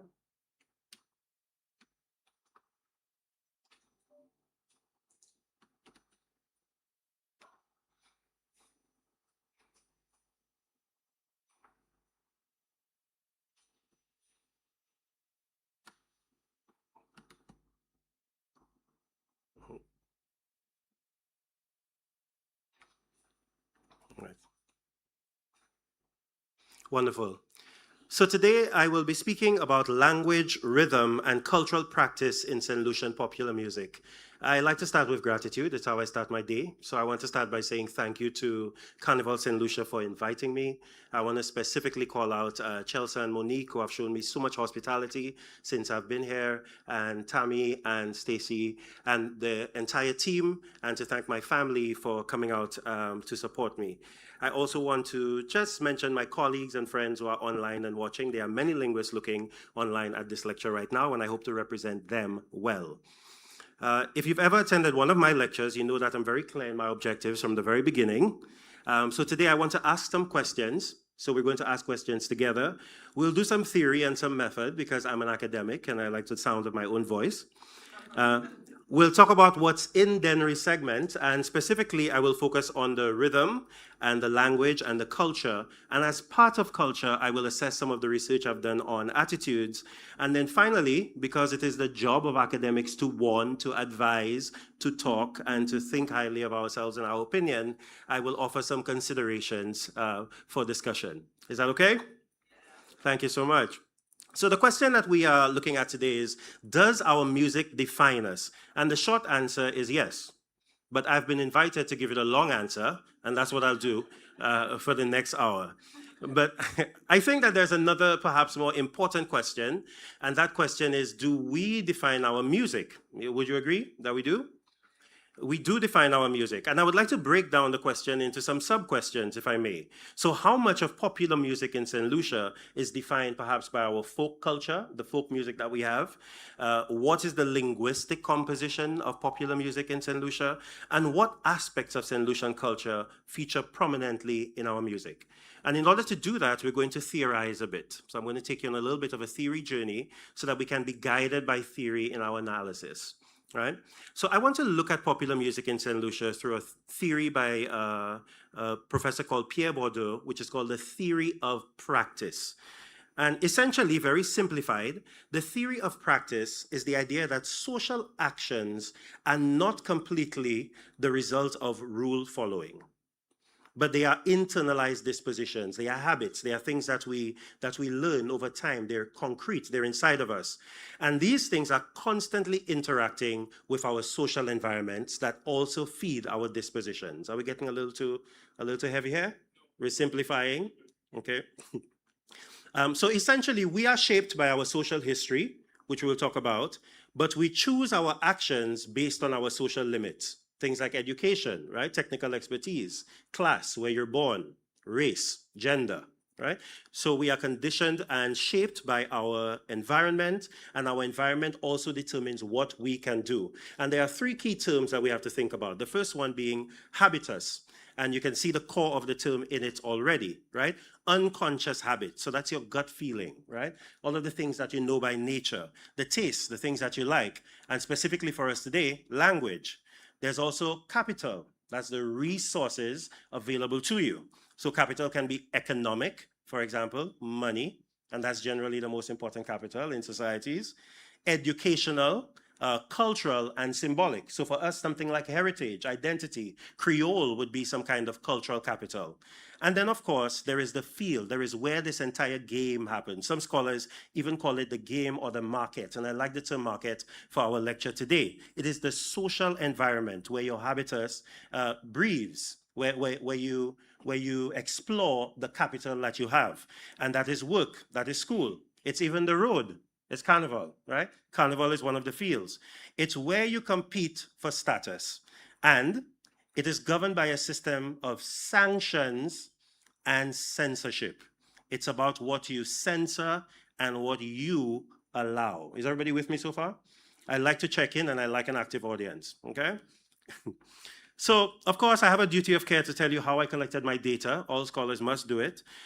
So I gathered film, radio interviews, blogs, online papers, interviews, YouTube production videos, and approximately 80 songs were transcribed, and the songs were produced between 2016 to 2019. I felt that there was a lot of music during that time, and I also more recently gathered some more data from 2026.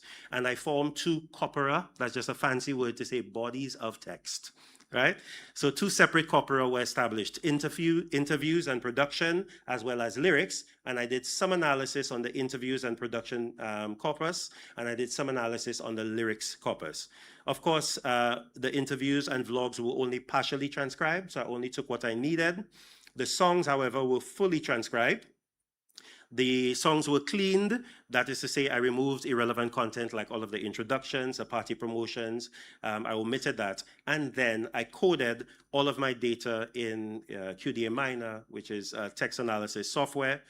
And just for the linguists who are watching online, because I also want to pitch this to them, I used phrase units or tense units, if you will, which is like the smallest unit of analysis that we will allow in linguistics. And then I coded for cultural elements. I want to give some credit to Dr. Sandra Evans, who the very first paper that I published on this, she's also a Saint Lucian, and she was also my chief doctoral advisor. The paper that we published in 2018, we did together. So the perspectives that you see here today are not just mine, they are two Saint Lucian researchers from the East Coast. Yeah, we're happy with that? Okay, so what do I mean by popular music? Quite simply, I mean Denry segment, I mean AMPA, right? That's just the short answer right away. But Denry segment, as you know it, and that's what I want to discuss today. Denry segment is Saint Lucia's, I would say, most popular genre of music right now, and it is a subgenre that emerged around 2009. So English puts it at 2009. Some scholars put it at 2010. 𝐾𝐴𝐞𝐬 also put it at 2009. And it emerged on the island. It really got prominence somewhere in the early 10s. And it was created by young producers, this is key, who were working in home studios and using accessible software such as FL Studio. So they did not have equipment, and they were not part of the established music elite.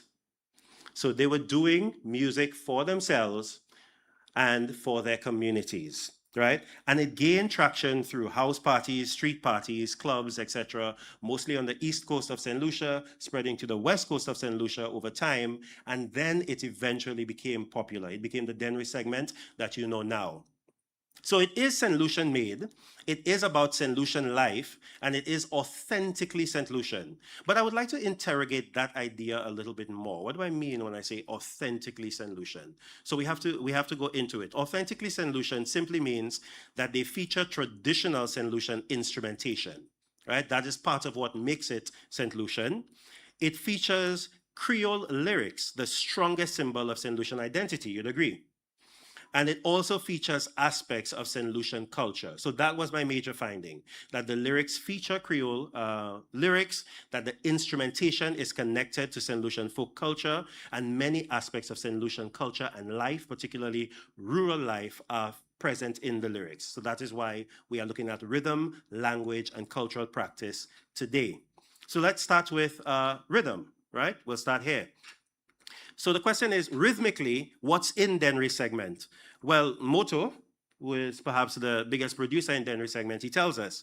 He says anything above 140 beats per minute can be considered Lucian Kuduro. Anything below that cannot. It is usually a straightforward bass line. Other soca is more melodic. There are more chords and arrangements, but Lucian Kuduro only has one lead instrument, and that's generally the drum. And that one instrument usually carries the entire beat, or it carries the entire drum on the rhythm. So that is Moto's definition in 2018 of what Denry segment is. He also goes on to say that Denry segment does not have chords, chord progressions, basically. It is strictly the beats and the drums, and the lead instrument and a heavy sub bass, right? So he explains that on his YouTube channel when he is explaining how he produces a video. But I would like to offer a broader definition, right? And interrogate that idea a little bit more. So is the Fuego rhythm Denry segment, for example? Moto himself, featuring Black Boy and Ezra, did Man with Ride, and that was only 110 beats per minute. Right? So that was not the 140 beats per minute that he proposed. It had dancehall influence. You know the song? It sounded a little bit dancehall-y. So is it even a soca subgenre? Is it something else apart from what Denry segment was originally? So maybe we need a broader definition of Denry segment, and that can come out of the discussion today. As part of that broader definition, I was also thinking about Bagay. And when Ampa did Bagay today, did you hear how jazzy it sounded? Right? And how slow it was. It was only 110 beats per minute. And I think the example that he gave today was even slower. But Platt for example, was about 115 beats per minute. He varies it a little bit and he does it a little bit faster on stage sometimes. That's why I put the range. So perhaps it is the rhythms rather than the tempos that define the Henry segment. So the original definition we got was about the tempo, but maybe the rhythm is what we should be looking at. But I was curious about this question musically, right? What is at the very core of the Henry segment musically in terms of instrumentation? So I asked the Henry segment producer, I asked Elmo, right? Most of you know Elmo Novel. So I asked him just a few simple questions. What is the core? I hear no chords here sometimes on one rhythm. I hear 4 chords there on another one, and I cannot pin it down. And Elmo is a musician, so he gave some wonderful answers, and I asked his permission to put them on screen. He said, "You hear too much."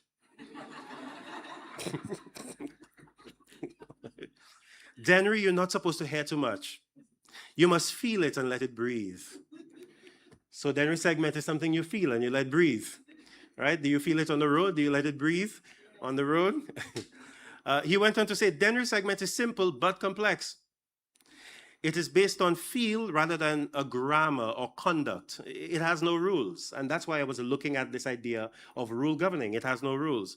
But the last thing he said is that, and I think is the best answer that we can get, all the answers were wonderful, of course, is that the beats per minute can change for Denry, but the no chords to few chords, that still remains, right? So we can slow it down, we can make it faster, but it tends not to have many chords, right? Is that the definition that we can abide?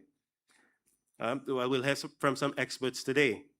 But I think, as I said earlier, when I looked at it closely, the rhythms of Denry segment, that is what really defines it. So when I first looked at this in 2018, we didn't have anything extensive on it. But since then, in 2020, our very own 𝐃𝐴_Greaves did his bachelor's thesis on the origin and structure of Denry segment. So 𝐃𝐴 looked at quite a few songs. 𝐃𝐴 looked at the comparison between the rhythms in Denry segment and the folk music that we have, and he established some patterns that he saw recurring over and over again. And the main pattern that he found was something called the tresillo rhythm, right? And you actually know this rhythm, even if you don't know music. If I clap it, you'll know it immediately, which is... Do you agree?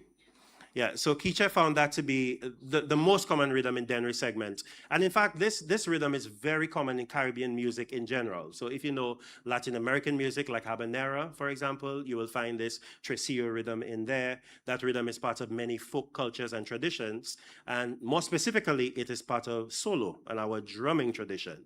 So that's where that rhythm is. There were also things called the 12-bell pattern, and I will not attempt to clap a 12/8 for you right now. I will probably do it poorly.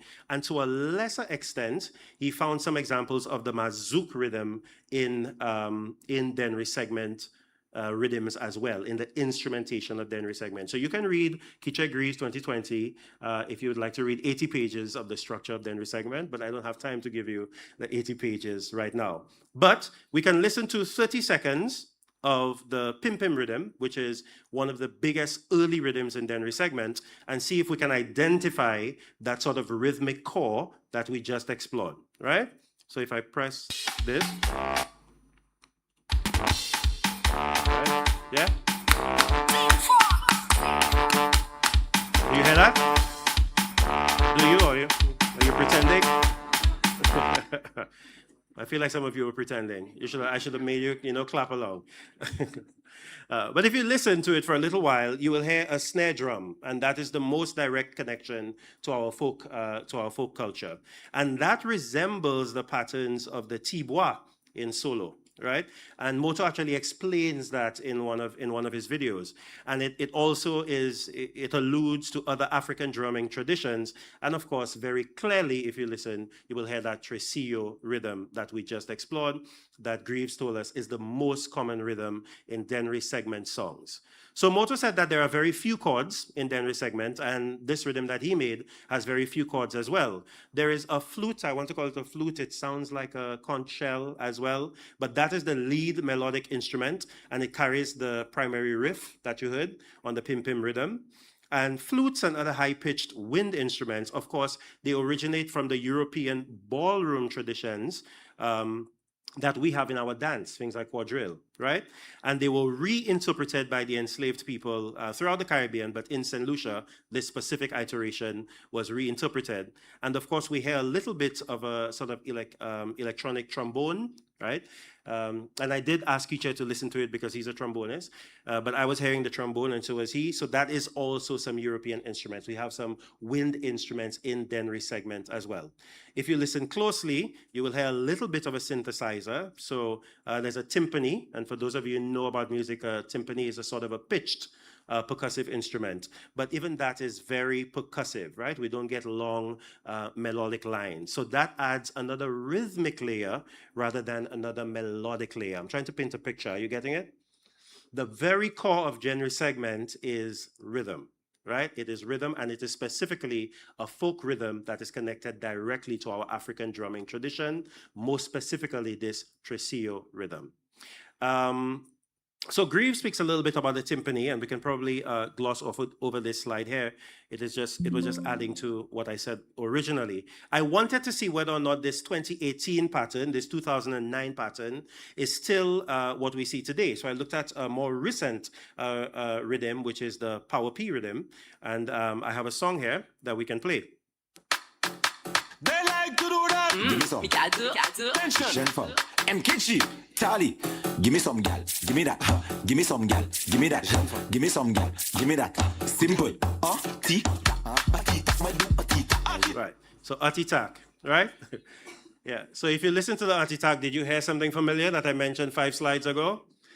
All right, so you can see the core, the rhythmic core of Dennery segment. So if we compare the Power P rhythm to the Pim Pim rhythm, which is a little bit bigger, you will see similar tempos. So where Pim Pim is 147 beats per minute, Power P comes in at about 144. They both utilize that core tresillo pattern that we spoke about.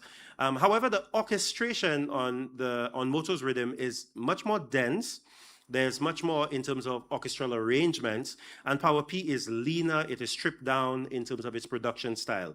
And that is perhaps because of the ecosystem, right? So Pim Pim was meant for a regional audience, for Trinidadian artists and others to perform on it, and Power P seems to be maybe more grassroots and domestic. I left a question mark there because that's just an idea that I'm exploring. But they are essentially both authentically Dennery segment. You heard them both, and then you felt immediately that it was Dennery segment because you heard that rhythmic core. So let's theorize a little bit. What that means is that the artists, their linguistic habitus directly manifested through the intuitive use of St. Lucian rhythms. All they did was produce the rhythms that they know, the things that they hear in the communities, right? The music's cultural capital is derived from its deep connection to local folk traditions. That's what makes it powerful. That's what gives it its currency, right? The synthesis of rhythmic and linguistic elements, that is in fact what imbues Dennery segment with the authenticity that we're trying to explore here today. So we've already seen it in terms of rhythm, but I'm a linguist, so I'm going to talk a lot about language, right? And this wonderful AI-generated lady here, right, is wearing a St. Lucian flag to represent our St. Lucian languages. So do you know, I trust that you know what languages there are in St. Lucia. And if I ask you that question, you likely would have thought of English, which is on my right and your left, and then Creole, which is in red. But I have something in the middle called SLEC, right? And you've never really heard of that, right? Some people, I see some nodding, right? We have some people who did linguistics degrees. You've been tortured by me before in one of my classrooms. My students always say I give too much reading. So SLEC is called St. Lucian English Creole. Now, this variety was identified back in like the 1960s, but I know the way I just said back made it sound, I maybe just aged myself as young, I think, a little bit. And it has been variously described by St. Lucian linguists, right? So the later Martha Isaac called it St. Lucian Creolized English. It was essentially an English variety that had the grammatical and semantic core of Creole, but the words, the lexis, and the vocabulary of English, right? The late Professor Hazel Simmons MacDonald, she felt like it was closer to English than Creole, so she called it SLEV, which is Saint Lucian English Vernacular, right? I would like to disagree with both of them, if I may be bold, as young academics do, right? And call it Saint Lucian English Creole. And just add the word Creole to it, because I do think that it is structurally a Creole. But what's important to us is that in this variety, this SLEC that we'll call today, is that you have grammatical structures that are Creole, they are Creole structures, and then you have English words. So it is not quite English. Can we abide that? Yeah. So I was wondering, well, what's in then resegment in terms of the varieties and the codes that we find in St. Lucia? And I found that 27% of my corpus, which was about 80 songs, about 400 unique lines, that was Creole. That was St. Lucian French Creole. Another 29% was exclusively SLEC, so this sort of Creolized variety, this English lexified Creole, so not quite English, still looking very much like Creole. About 8% of the songs were Creole and SLEC, were that French Creole and that English-based Creole as well. And 30% was standard English. So all in all, it was 64% authentic St. Lucian languages. That's what we found in the corpus of lyrics. Of course, there was another 6% for things that were, I just coded everything that was not quite language or not quite St. Lucian as other. So things like bidip bap. You know, it was hard to give that a language, right? So, so that, yeah. So I cheated a little bit and I said other, right? Forgive me. So that's what's other in there. I also put things like pon, you know, something very distinctly Jamaican that's not in St. Lucian at all. So I put that in other as well. But that's only 6%. So 64% of those lyrics look like St. Lucian languages. That's what they are. So perhaps we can take a closer look at them. We can interrogate them and we can see what the guys are talking about. So Creole and girls, we have Gabby, right? So many of the lyrics, was it? Did I say it wrong? All right, yeah.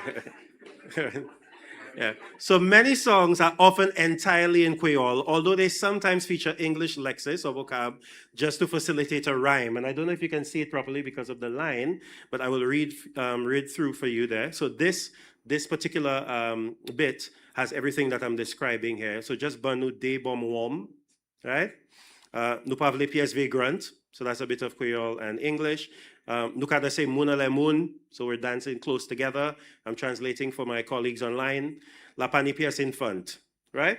So a lot of Creole and a lot of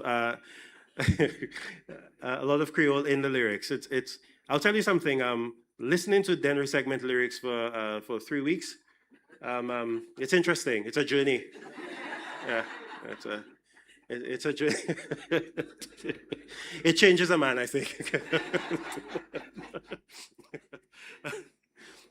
I'm going to get a little bit linguistic here just because I'm excited about it and I want to talk about some things that are passionate to me, which is that, so we know that there are a lot of Creole lyrics, but there are also quite a lot of SLEC lyrics. So what people might be calling English lyrics are actually SLEC lyrics. And that's why I went through for that little journey of explaining SLEC to you.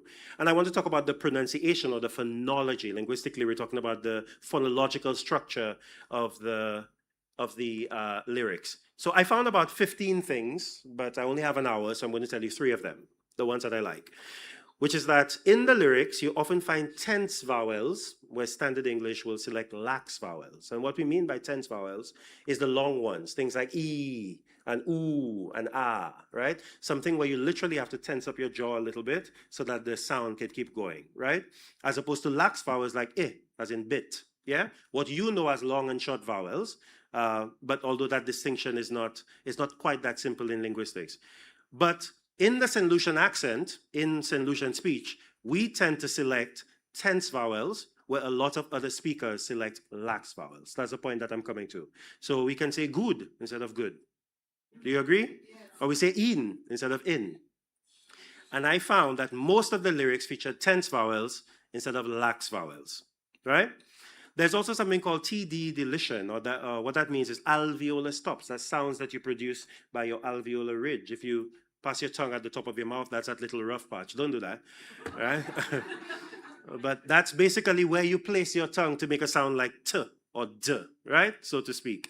But if that sound is in a word final position, and it is also next to a voiceless sound like a nasal sound, right? It tends to get deleted in Creole languages, and that's a very common feature of Saint Lucian speech as well. So that's why you'll say something like perfect instead of perfect, right? This is very common.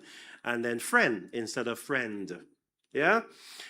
And then also, my favorite one, the very last one, so I really hope it's clear on the side, which is that for the grapheme TH, right, for the written symbol TH, there are generally two sounds in English, right, which is th, a voiceless one as in thing, and then th, a voice one as in those, yeah? Am I stretching your understanding here? You with me? I'm doing my best. But in St. Lucia, we tend to say f for the voiceless one, fing. We say fing, bring the fing for me, right? That's what we say. And we say them, we don't say them. And of course, these things are not unique to St. Lucia. You find them in Cockney and in other varieties of English as well. It was mentioned earlier that I work on World Englishes. But these features are distinctly part of the St. Lucian accent. And why I wanted to even look at them is because I have a personal gripe with St. Lucian soca artists sounding like Trinidadians, right? And I think I have vented about that. Stacey, we have had conversations about that, many conversations. Sing in your accent, okay? Sing in your accent, in our accent. That's what I want to hear. And the guys in Denry's segment are singing in their accent. Round of applause to them.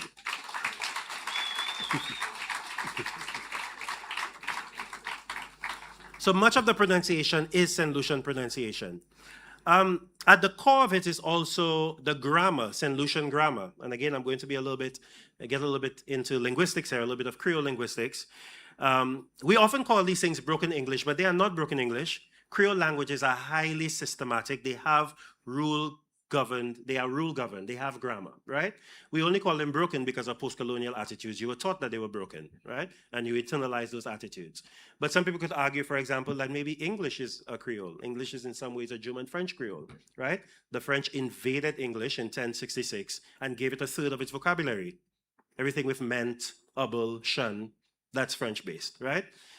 But you would not give English. I mean, there are many linguists who don't give English that Creole identity, but you wouldn't say it about English, but you say it about yourselves, and it's because you were taught to say that. Okay?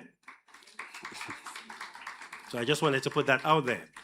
So in our Creole languages, you often omit a copula, that is the word to be, that linking verb, with locative phrases, with phrases of location, or with temporal phrases, with phrases of time, or with adjectival phrases, right? With descriptive phrases. And the music is full of them. So not I am behind the truck, but I behind the truck, right? So no to be, it nice and round. And we know the thing, we know the it here. I think we can all spot the it. I'm gonna get to it at the climax of this presentation, pun intended. Right? And it's 6:30, right? Not it is 6:30, but it's 6:30 actually. It's 8:10 right now, right? So it's 8:10 currently.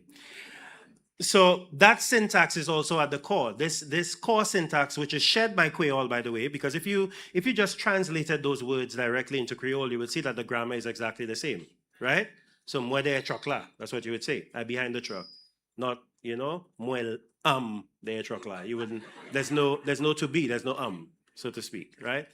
Another aspect of Creole languages is the marking, or I mean the grammatical marking of duration, meaning how long something is happening, or habit, how often something is happening, with just the verb and ing, so no auxiliary. The same to be is left out. So girl I am lying, not I am lying, right? He probably is lying, but girl I am lying, so that's like durative. And when you whining, right? Iterative over and over again. So every time you whine, which I imagine is often. So every time you whine, each iteration of the whine, you don't need to put the copula, right?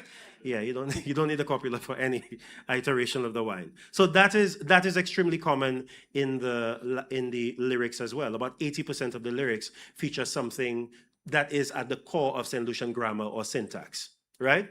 Another thing is that we do not in Creole languages, and this again I cannot stress enough, is not broken. It is different, not deficient. When a verb is an action verb in Creole languages, when it is dynamic, and we say unmarked, we say non-stative verbs, meaning not a state, like seem, right? Or, right? Seem is a state. I seem happy.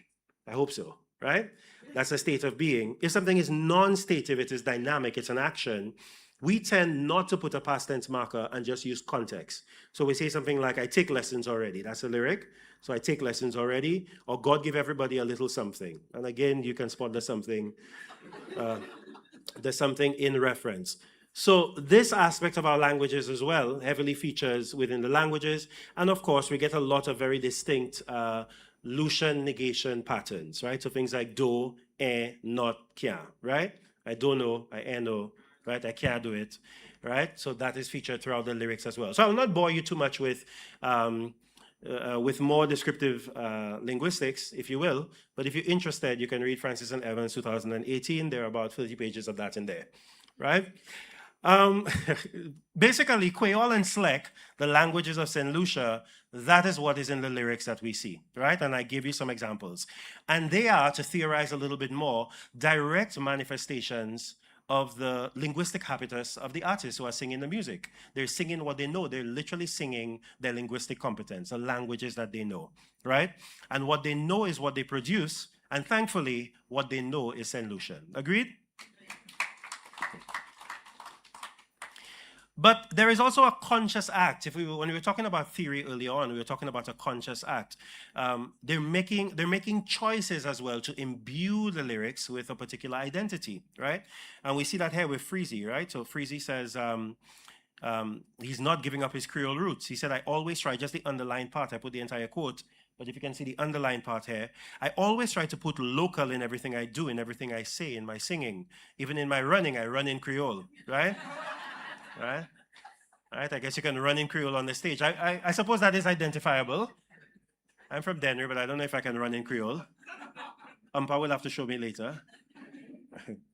Right? So it is a conscious act. So why did this even happen? Why do the lyrics even look like Creole? Well, it's because the growth was organic.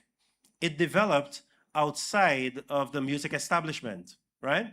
So in rural Saint Lucia in particular, there is always and has always been widespread appreciation for Creole music. Maybe not the same type of appreciation in more urban parts of the country. And it was also outside of institutionalized spaces. Nobody was telling them what to do at the genesis, in the nascency of this variety. Nobody was editorializing. Nobody was correcting, prescribing, right? There were no teachers. It was just developing naturally in its own habitat. And it developed because there was demand, right? Creole is highly valued within a rural market, right? So within these communities, Creole is valued. So because there was demand, they had the capital and they gave it, right? They gave the capital in exchange for, well, money, right? So they had the cultural capital and they gave it for economic capital. And also there is folk continuity. We have our flower festivals, and those things always reinforce Creole usage. So traditional songs are almost entirely in Creole. So there is a direct connection between the tradition, which is very palpable, right? Our Creole communities are, I'm thinking of a horrible word, I'm being too academic right now, bumblating with traditional feeling, right? Well, I joked about that earlier today. And that culture, that tradition carries over into the culture that we see. So I would like to interrogate, finally, in the last 20 minutes that I have, a little bit more about the culture. So when we talk about 𝐷𝐴𝐻 segment, we've talked about what's in the rhythm, we've talked about what's in the language. Culturally, what does 𝐷𝐴𝐻 segment look like? I want to first start by saying it is not just about winding fast and slow on the poto. Okay? I want to put that out there first, all right? I know that many of you think that's what it is, and we'll get to that. We'll get to the poto, balamin, coco, right? Yeah. As I said, I was listening to the 𝐷𝐻 segment lyrics for 3 weeks, right? Many metaphors, right? A lot of double entendre. So many connections to the lived experiences of Saint Lucians, right? And one of the biggest connections that we see is to farming and local food. So something like I just love Saint Lucia, sweet mango and ripe banana, coconuts, jelly water, juicy yams and guavas. That's our national dish, okay? So these things are Saint Lucian, and that's in the lyrics. So we have connection to local food, we have connection to farming, we have connection to the lived realities of Saint Lucians. There's also a lot of folklore and religion, right, in the Henry segment as well. And here is an example. This one was absolutely my favorite, right? L'année ça là, moi vini pour brûler tout gagé. So this year I come to burn all witches, right? Alkali, me kafute yo alkali. So ammonia, I'm giving them alkali, or I'm striking with alkali, if you will, right? Upani pou pegaje, right? You must not be afraid of witches. Alkali epi bon Dieu, right? So ammonia and God. If that duality is not Saint Lucian, I don't know what is. If that duality of Chebois and Christ is not Saint Lucian, then I don't know what is, right? Right? You must pray, but also walk in your house backwards, you know? Yeah, right? You must kneel down before bed, but sleep with your clothes wrong side. Like, that is, that is Saint Lucia, yeah?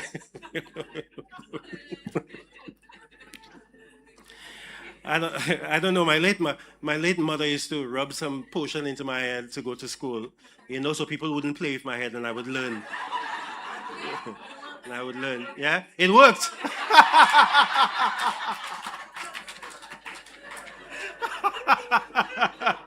Okay, well, thank you.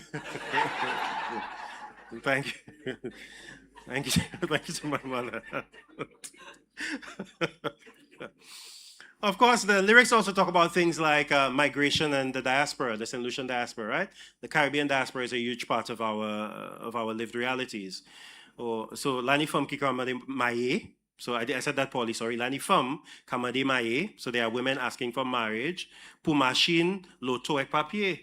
So for vehicles, lottery, and papers. So lots of women are getting married for papers, right? And they're going all the way to England, to the UK to do it, right? So they even talk about migration and the diaspora in there. And I was debating whether or not to put the next slide, but I did it. There's a little bit of political commentary as well, right?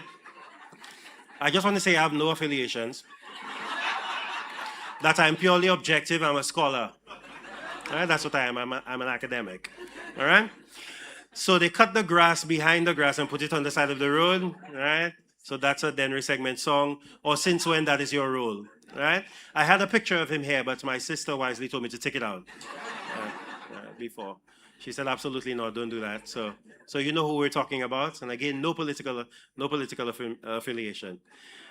So I've left it for last, but we can talk about it, right? Can we talk about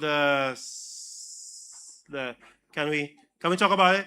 Can we talk about the salaciousness? Shall we use that word? Can we talk about the sensuality? Is that a good word, right? Can we talk about the smut? Can we talk about that? So the lyrics are very raunchy, right? I see some of the guys here, right? You are definitely you're definitely alive, right? You're definitely red-blooded men. They explore the male gaze of the female form, right? That's a nice academic way to put it, right? They explore the male gaze upon the female form, if you will. And in my paper, one of the papers I wrote, I said that the majority of the lyrical content of the genre is a lascivious pursuit of young women, right? So that's a nice way to couch that, right? Strong erotic desire, a pursuit of young women. So that's what's happening, and I have to be honest with you, that's what's happening in about 80% of the lyrics, right? I did talk about migration and farming and culture, but mostly when they mention plantain, they're talking about themselves, which is okay. But you know, yeah, you agree? I see someone. Yeah, I see you nodding. Yeah, he agrees, right? So the artists often address young women with terms of endearment, right? In Saint Lucia, my girl, right? Jeune fille, right? Young girl, jeune femme or gyal, and they instruct women to do things. Akupi. Right, bend down, and of course, very famously, split in the middle. Right, I was doing my MPhil in Trinidad when that song came out, and all of my trainee friends were like, "Ronald, what's a twanch?" Ronald, what's a twanch, boy? What is the twanch? That's the butt cheeks, the twanch. That's a terrible Trini accent. I've not done it justice at all, right? But the lyrics are very heavily sexual, right? They're very raunchy, and people have opinions about those lyrics, right? So again, 𝐃𝐴, in his study, he asked his 580 respondents what aspects of Dennery segment they think can be improved. And they said, about 78% of them said the lyrical content. They want the lyrical content improved. That's what they said, right? And we see it also in discussions, in the discourse around Dennery segment. So I want to just show you a few of those. Don't mention Dennery segment to Fish Alphonse. Sorry, is he here? Right? Don't mention Dennery segment to Fish Alphonse, right? That was in an article in the Star, right, by McDowell in 2018. Saint Lucian culture, that's the part that I highlighted, you can follow along. Saint Lucian culture is a culture of respect, and there are certain conversations we hold in public and certain conversations we hold in private, right? So I don't know if that's still his opinion, but that was his opinion in 2018, right? And His Grace, the Archbishop of Castries, so much respect for him, Archbishop 𝐾𝐚𝐬, he wrote an article, a reflection on Saint Lucian Carnival in 2023. And then in there, in his opinion, the letter that he submitted to The Voice, among his many quarrels were number 2, right? The musical artists who are male continue this exploitation by producing lyrics which glorify women shaking their bumper, winding down, and encouraging them to embrace the marketing role as whiners, right? So that's out there. And it's not just in St. Lucia, right? It's abroad as well. So for example, just last year in 2025, Ian McQuaid, I think, or McQuaid, I hope I'm pronouncing that properly, he said, not everyone can handle it. That's in the UK Guardian, right? Not everyone can handle it. Discover the raunchy, relentless sounds taking over the Caribbean.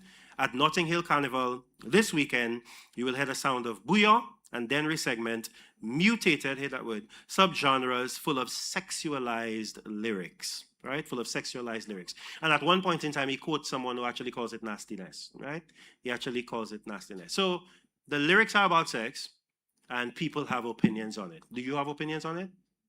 Right? You have opinions on it. So let's theorize, because that's what I do. That's what I know how to do, right? That's what I got a degree to do. And the way I see it, the lyrics are driven by there's an audience-driven legitimacy in the lyrical content. The genre sexual content is legitimized by the active participation and acceptance of its female fan base. That is what I see when I look at it. And there is cultural capital. As we spoke about earlier, we looked at these terms, habitus and cultural capital, right? What are the resources available to you? And we said that within the field, you sanction things or you censor things, right? The field. You have the ability to sanction or to censor. And the field sanctions and censors materials, and that shapes the lyrical focus towards the pursuit of women because it is sanctioned. So each akupi is a sanction. Yeah, that's what it is. Every time you bend down, you give permission, right? You make it okay for those lyrics to be in Dennery segment, right? Every single akupi. And you know, I have my notebook here because I was at the radio station this morning and there were some young women outside, and they were talking to some Carnival queens. And because I'm a scholar, I immediately did a focus group with them while they were putting on their makeup. And I wrote down what they said because I didn't want to forget it. So I asked them, I said, whether or not they think that the music is vulgar, it is degrading, how do they feel about the lyrics in general, do they love the Dennery segment? And they said a couple of things that I thought you might like to hear. Would you like to hear it? They said that they love the Dennery segment, but not bouillon. They find bouillon goes a little bit too far. All right, so they love them. Dennery segment apparently goes just far enough. So akupi, balamin, poto, coco, that's just far enough, right, for these young ladies. They said that previous generations were just as raunchy, but the only difference between them and those previous generations is that they have social media. They said that they don't believe that nudity and whining are predictors of sexual behavior, right? So that a woman isn't necessarily a whore or whatever people, the labels that people use, because she's winding on the road in a carnival costume. And they said that they love Carnival because they like the momentary freedom that it gives, right? It doesn't have to be every part of their lives every single day, but they like that day when they can just be free, where they can be judged, where they can be, outside of people's judgment, and then feel admired, but just for the day, right? It doesn't have to be your everyday. And then I was having breakfast this morning, and then I saw a dinner segment artist in the restaurant. So of course I interviewed him, because that's what academics do. We need to stop. And I asked him, I said, what would you say to people who think that your lyrics are too nasty, that they're too raunchy, right? And then he said, and I quoted this, I'm quoting him verbatim here. He said, that's what people want, especially at Carnival. So that's why he's doing it, because that's what people want, especially at Carnival. So at the end of the day, what's happening is that you are sanctioning the akupi. Right? The artists are producing the things that they think you want, the things that will sell, the things that will give them economic capital, right? They're trying to trade in their linguistic capital for economic capital. And I would just like to, just caution people who are clutching their pearls about Denry segment, that we have a bit of a sexual underbelly in Saint Lucian culture in general, right? And that's, so this number right here, right? Monsieur Maya, right? This is very interesting. Moi vini acheter l'argent bon moi, right? Right, so that's culture right there, right? Remember Monsieur Maya? Right, l'argent bon moi. I'm not gonna dance, it's gonna be awful, right? Do you know this song? All right.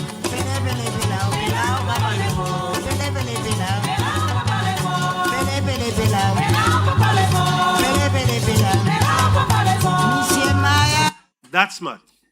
Yeah, that is salacious, and that's out there, and that's folk, and that's culture.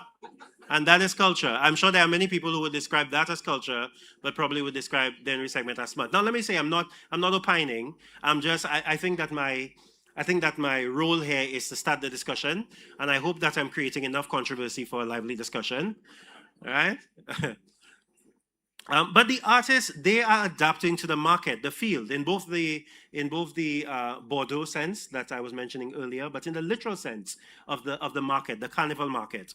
So they consciously incorporated, when I went through the interviews, I realized they consciously incorporated more what they call English, but what is really slick, right? They consciously incorporated those lyrics in order to expand into English-speaking markets, right? They wanted to be marketable. And earlier works, I looked at the works over time. Earlier works that were written on zouk rhythms in particular, it used a lot of double entendre or double entendre, right, if you want to anglicize it, rather than explicitly salacious lyrics. And I think that was meant to target the French Caribbean. So it started, if you will, as raunchy, but it continues because it is accepted. Because while they would use wordplay for the French market, they didn't do it for the Saint Lucian market. And I was wondering why, in fact, they don't use wordplay. They do use wordplay for the French market. And Gilbeau tells us, right? Joycelyn Gilbeau, who has done a lot of research on Saint Lucian folk traditions and music, in a 1993 paper with some other scholars, she said that zouk singers have stayed away from so-called pornographic songs. I think Frankie Vessa is probably an exception, right? Which were popular during the preceding dancehall era. Instead, they focus on actual stories that can be understood by a wide audience and on generic themes that evoke Antillean ways of life and social conditions. So perhaps there's a little bit more wordplay because that is what the zouk market demanded, right?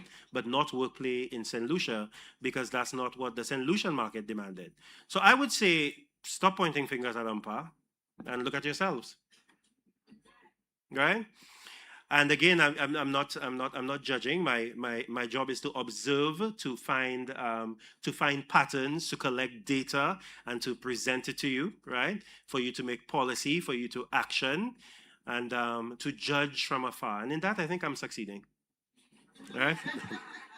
So the artists are producing a product that we want, a product that we sanction. So I want to tie it all together by saying the music has been inscribed with St. Lucian culture, with rhythms, with language, and with cultural practice. And its power is that it is authentically St. Lucian. It is the cultural capital that it carries. And authenticity is really what will set us apart. And of course, I have to offer some considerations as well. I would like to caution that culture and tradition are related. They're similar, but they're not analogous. They're not exactly the same, right? Our culture and our music is dynamic. It means it's changing, or our culture is dynamic. It can change all the time, whereas tradition is historical, right? Tradition is social history. It's who we are, and that is somewhat static. But culture is evolving, and we can let culture evolve. We can let Carnival evolve. We can let the music evolve. We can let it change. I would also caution you not to be too prescriptive, right?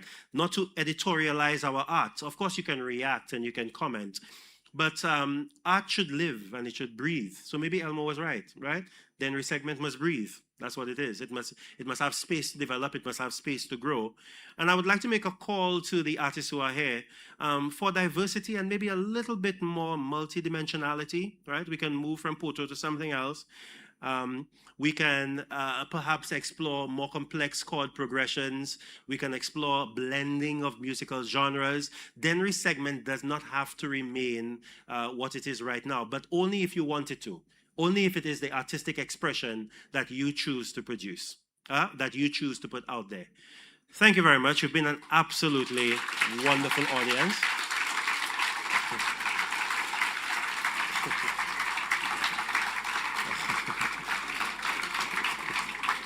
Thank you. Oh, you're too kind.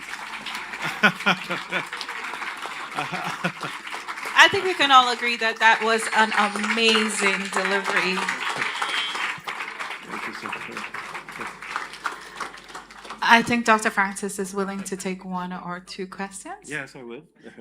There are roving mics, so if you are interested in asking a question, just raise your hands and the microphone will come to you. Yeah.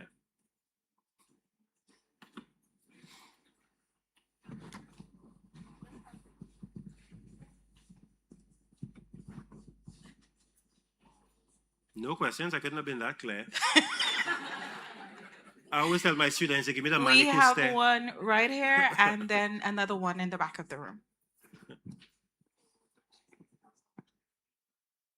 It's always concerned me, and I don't know if you have an explanation, that den resegment is more widely accepted in the diaspora than it is locally, from my own observations. I think the first time I actually heard about it was at Rotterdam Carnival, and one of the DJs had come back from St. Lucia. He's not St. Lucian, but he was marketing it as the best thing since sliced cheese. But yet still we come back home and we have these narratives around it. I think you explored some of the themes, the salaciousness and the cultural identity outside of the establishment. So I don't know if you can expand on that. Yeah, I think that, well, a prophet is never welcome in his own land, right? That's very common. You find that a lot of St. Lucians who are abroad, first of all, I think that the answer is twofold. Many St. Lucians or Caribbean people abroad really cling to culture because when you are in exile, so to speak, you need to connect to your Caribbean identity. And in fact, some of the strongest pieces of art, they come from artists in exile, right? So like Bob Marley, after the shooting, he went to England and that's when we got Exodus. Right? Because you're clinging to something that is real, that is who you are. So I think that people are clinging to culture abroad. I found myself listening to calypso music randomly as I was walking on the street in Germany, right? Because I was just missing home. But that's not something I might do outside of calypso season. So that I think might explain why people in the diaspora are really holding on to the genre. As far as why it is not accepted here, I think it is because it was initially rejected by the music establishment and those attitudes pervade. Right? So I think that people are rejecting the lyrics. I think that some of the attitudes that were placed on it by people who didn't play the music. This morning, Teddy Francis mentioned that it was not played on RCI, right, for a very long time. So those attitudes are still there, and attitudes are very hard to break, especially when they're inculcated and when they're inside of you, right? It's easier to spot a broken attitude in someone else, but not in your own self. So I think that we have, like in all post-colonial societies, we have a lot of work to do to embrace ourselves, right? Embrace the languages that we speak, embrace our culture, embrace our color, right? So there are many things. So I think that it's twofold. It is people in the diaspora holding on to any bit of culture that they can find. So that's where the embrace comes from. And then that initial rejection of the segment that is just very slowly fizzling out. I hope I answered your question. I didn't get your name. And I would ask that anybody else who asks a question, please say your name so I can address you directly. Thank you. Kennedy Booth Samuel. Yes. First of all, thank you very much for a very stimulating lecture. I also want to appreciate you. In fact, I want everybody here to appreciate you for your representation of the richness of the Saint Lucian, our linguistic richness, our cultural richness, and so on. And just listening to you as an academic, I see you very, very differently from some of these academics I see up here. I see an authenticity about you and a very deep, and real connection to the culture. Thank you. I'm feeling very I want to appreciate that. There's a lot I want to tell you, but I just want to throw one bit of information into the mix so that you can consider it in your research, in your continued research. When you showed the Saint Lucian linguistic structure, you showed English, Creole, and Creole English. Okay, very distinct varieties. Yeah, that's what we have. But something new is happening in Saint Lucia right now that I want to throw out. Okay, you talked when you looked at the lyrics of the music. You talked about yes, a lot of Creole, but some English words in there every now and then. And that's how you talked about it. But I want to see that there's something in there that reflects exactly what you're saying about the Dennery segment, and it's very authentic reflection of Saint Lucian cultural and linguistic reality. Because I did a lecture just recently on Calypso in Saint Lucia. One of the things I pointed out was that Saint Lucian language right now is changing. Even our use of the Creole. Okay, we point at Creole speakers as just the French Creole, and then the English Creole speakers. But we have a generation that's coming up now that we keep saying they're not taking up the Creole. You're not speaking Creole. You cannot speak Creole. But when we look at the language, what we see, the reality of the Saint Lucian language is not a strict Creole being spoken there, or strict English, but our reality on the ground is code switching. Yeah. Okay? Natural code switching, right? You're not one or the other or the other. And this is what the newer generation is coming and accepting the Creole. The actual practice of the language is switching across. In other words, the Creole itself, okay, is not the strict French Creole. We do have that, the strict English Creole, but we have this new Creole, we can see that Creole language that has both of them in its practice, and they switch across. And this is what is being revealed. And quite naturally, the Dennery segment, because of its authentic creation, it is revealing that reality of Saint Lucian language, and we don't even realize it. We switch across languages just quite naturally. We do not speak Creole, the French Creole, or English Creole. We just switch right through. And so that is another language reality I think you should throw in there and pay some attention to, because that is a new language reality, and it's a little unfair to tell in the new generation that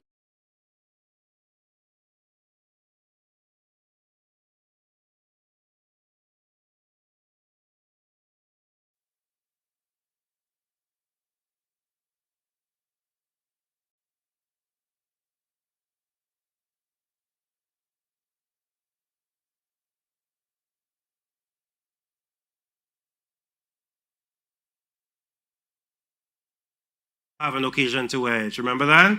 Boy, was I wrong. Right, yeah. So, but multilingualism is, in fact, a global reality. I just want to tag that on here. We often like monolingualism because it has political currency. It's important, right? So if you look at things like Scandinavian countries, there's a great degree of mutual intelligibility between Swedish and Danish and Norwegian, but we like the political boundary of Norway, Sweden, and Denmark, right? So we don't acknowledge the mutual intelligibility. But the reality is that the world is a multilingual world and that we are always code switching and that language is always changing. But governments like monolingualism, right? Because it helps to define, linguistic boundaries help to define geographic boundaries. Yeah.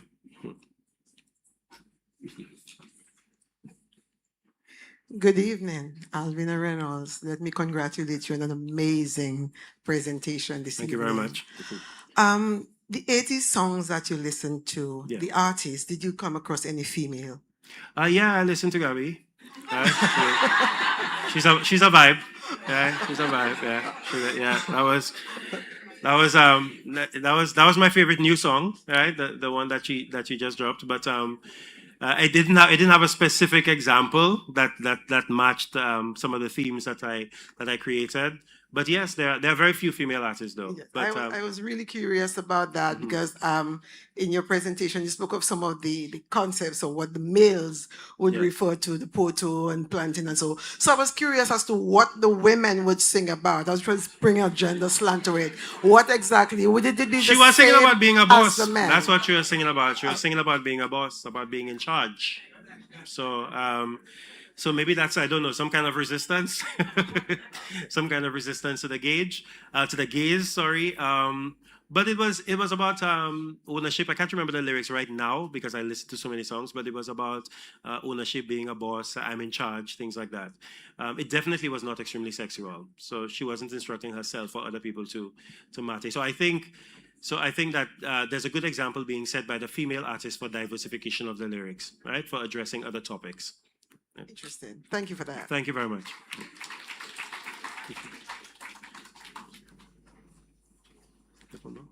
Okay, sure. Hi, I'm Chocolate. So the dialect is a regional variety of a particular language to a people, right? And patois, we know, we always, from the time I was a little girl, we always referred to Creole as patois. You could speak patois. Yeah. But I learned that patois is kind of like the broader common language of a people. You mentioned the three languages, English, Creole, and 𝐶𝐸C, which is Saint Lucian English Creole. Yeah. Would you relate patois to 𝐶𝐸C? Is that where it falls? Well, patois sort of means like a vernacular. It just means a language of routine Right. communication. And isn't 𝐶𝐸C a vernacular?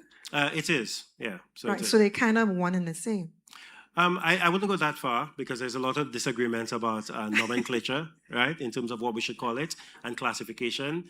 I mentioned, I think I was trying to explore that Saint Lucian linguists disagree. So it's not just about linguists on the outside. So the late Hazel Simmons MacDonald thought that it was an English vernacular, meaning that its structure linguistic, it was just a dialect of English, meaning I don't mean dialect in the broken sense, I mean it in the purely linguistic sense, which is a version of a language, right? So even standard American English is a dialect, right?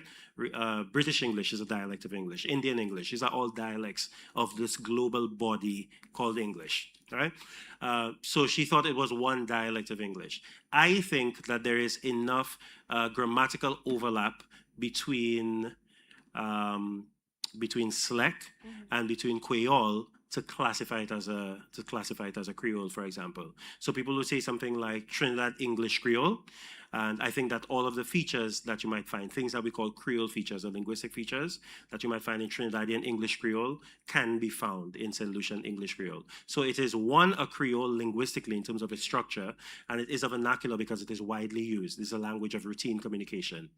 I hope that I answered your question clearly. Yeah, we could probably also side table it when you're done. Of course. Yeah. Thank you.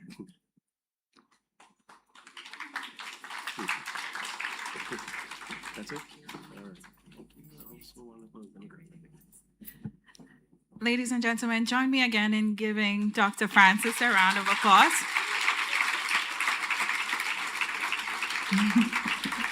We went back and forth on this discussion a lot, and it was really nice to see it come to life and to see, as Boots mentioned, the authenticity behind it. So again, our pleasure to have you. Before we continue the proceedings for today, I would like to officially announce the title sponsors for Lucian Carnival 2026. As we do that, I would like to invite the chairperson of the Carnival Planning and Management Committee, Ms. Tamara Gibson, to the stage, and the representative of our title sponsors, Bank of Saint Lucia Limited. Bigger round of applause. They're sponsoring our festival. So Bank of Saint Lucia has been in operation for over 25 years, and the company has traditionally sponsored Lucian Carnival, culture, education, development projects, youth empowerment, and sports. They've touched every facet of our St. Lucian community, and it's an honor to have them on board for Lucian Carnival again and again and again. But in the top spot this year, welcome Bank of St. Lucia.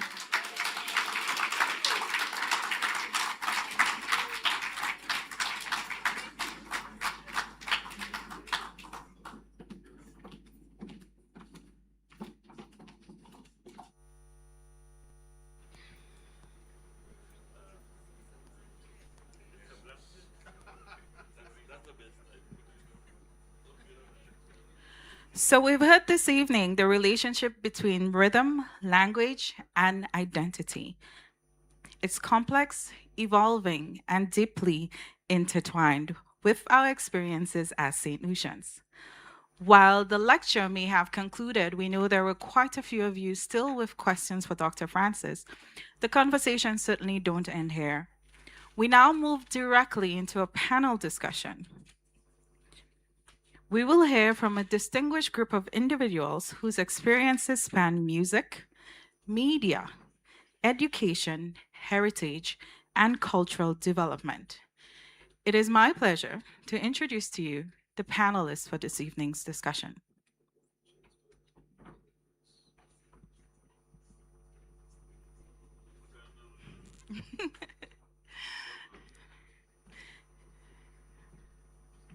So our first panelist for tonight is none other than Mr. Lance Wongu, better known as Sir Lancelot. Sir Lance is a DJ, producer, recording artist, radio personality, and Lucian Carnival ambassador. He's played a pivotal role in helping to define and popularize the Dennery segment movement. Welcome, Sir Lance.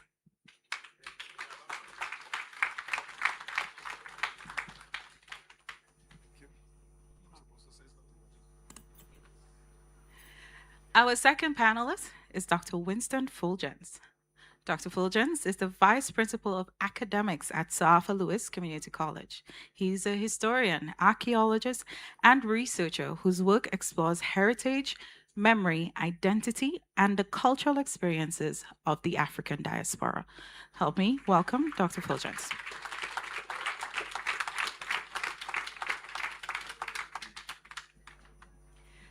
Our third panelist is Mr. Jason Darius. Jason is a cultural advocate, a media professional, and one of the early contributors of the Dennery segment movement. He's been helping to shape and promote one of St. Lucia's most influential music genres. Welcome, Jason. Today is also Jason's birthday, so I will say happy birthday, Jason, and thank you for joining us.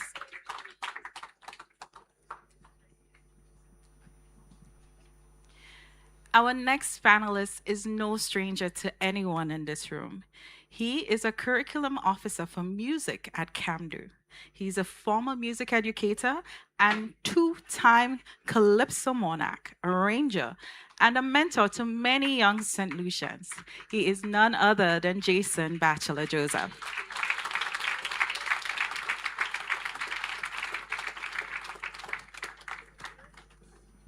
And guiding tonight's discussion is a man whose name has become synonymous with Carnival, culture, and cultural preservation in St. Lucia.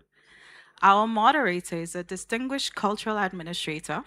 He's the former executive director of the Cultural Development Foundation, former director of Carnival, researcher, commentator, broadcaster, and one of St. Lucia's authorities on Carnival and cultural heritage. You know him? Well, help me welcome him, Mr. Teddy Francis.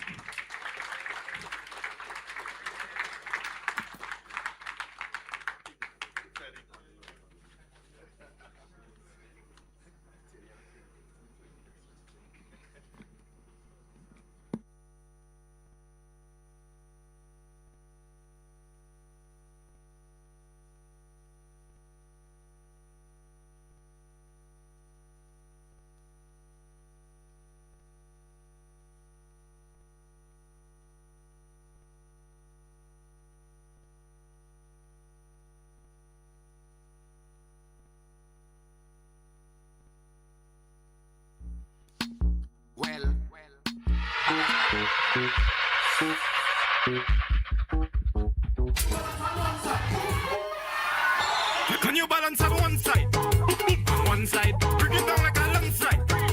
Landslide, bring it down like a landslide. Landslide. All right, I said, what's it up?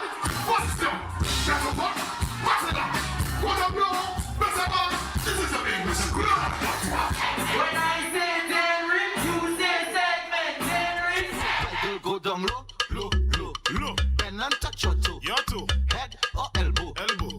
Touch your say, go kick it, boom, sell your put. You know that people man want you and you don't want them, make more noise. No tie up, none at all. Leave that man at home. No tie up, leave him home, I say. No tie up, leave that man at home. No tie up, none at all. Leave him home, I say. A shot to see a tiger. Wait, action, gal, action, action, gal, action, action, gal, action. Make it bust like a pump action.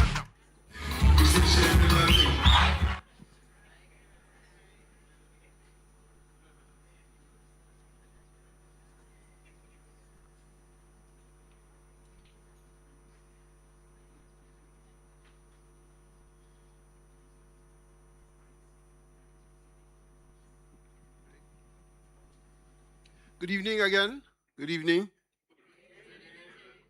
Someone was saying that 80% of us here were the people who rejecting the new segment 20 years ago. Is that true? Is that true, Madam President? We thought the conversation, the panelists were saying, the whole discussion, again, congrats, Dr. Francis, exposed a lot of our St. Lucianness, our identity, yes, the paradox and contradictions, some say hypocrisy. That's a nice euphemism. Paradox and contradictions. That we in self-denial, we're trying to suppress our real selves for acceptability and standards. But before that, I want to start by acknowledging in a big way, he's perhaps never been properly acknowledged, the man who created the term Denry segment, Sir Lancelot. The very term. The whole world has embraced it, we've exported it, the famous, but he's the one that decided to name it Denry segment. How and why, Lance, Denry segment? First of all, I'd like to say good evening to the beautiful audience. Of course, Sir Lancelot, make them dance a lot from Saint Lucia to France a lot. And of course, a proud Lucian Carnival ambassador. To answer that question, Teddy, I'll have to take you back to the year 2014, where, when the genre started evolving, we kind of stole a little of it from the Kuduro sound. And it was organically starting to get that name, Lucian Kuduro. But I always felt like, Ishmongru Jadenri, I always felt connected to the music because the music in itself has its own identity. It has its own background, it has its own story, one that should never be neglected. And I also saw that this genre of music would have eventually crossed borders. But why is it that in crossing borders, the conversation should start from something that is not our own or it tells the story? So from the minute somebody overseas heard it, I would always want them to ask, why Denry? What is Denry? Where is Denry? And be a little inquisitive as to where Denry is. So I fought. I got criticized from it, but I have to give a big shout out to Hot FM. a very massive platform that I use to help popularize what we call today Denry segment. Jason Darius, producer, journalist, very much in the heart of the valley, Mabuya Valley. Many have cried and clamored for improving it, diversifying the lyrics, adding chords to it. You are one of the main producers, some of the big hits. Your own take on that, your response to that? Definitely, Teddy. Like Lance said before, I just want to say a very good night to everybody here. You guys look amazing, by the way. Big up yourselves. But yeah, there has always been that conversation, Teddy, from the time that it actually started. I remember when we started back in 2009, like Dr. Francis pointed out, there was a whole bunch of dancehall taking over. It was everywhere you go in a dancehall, it would be 𝐈𝐝𝐞𝐬 playing. 𝐈𝐝𝐞𝐬 was very popular at the time. So again, just trying to carve out a niche for ourselves. We wouldn't get any airplay just because of those raunchy lyrics and stuff, and we would try to clean it up eventually. But back then, there was a clamor for it. There was a need for something authentically Saint Lucian to take over that space that 𝐈𝐝𝐞𝐬 literally had in the dancehall space. Everywhere you'd go, you had like 90% dancehall music. So with that being said, we would create music for our house parties, our underground events and stuff like that. And eventually we knocked hard enough, and it was undeniable after that. The radio stations started playing it by popular demand. People would literally call in, can I hear this song? Why am I not playing that song? And then eventually just took over from there.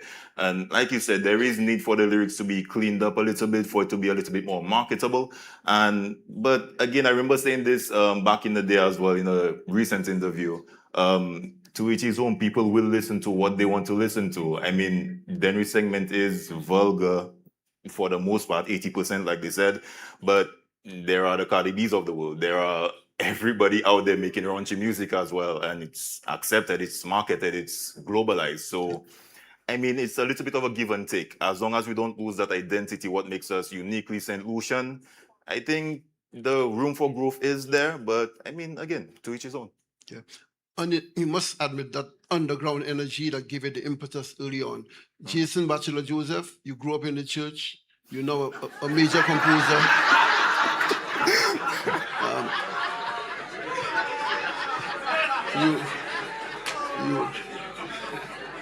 Dinzy,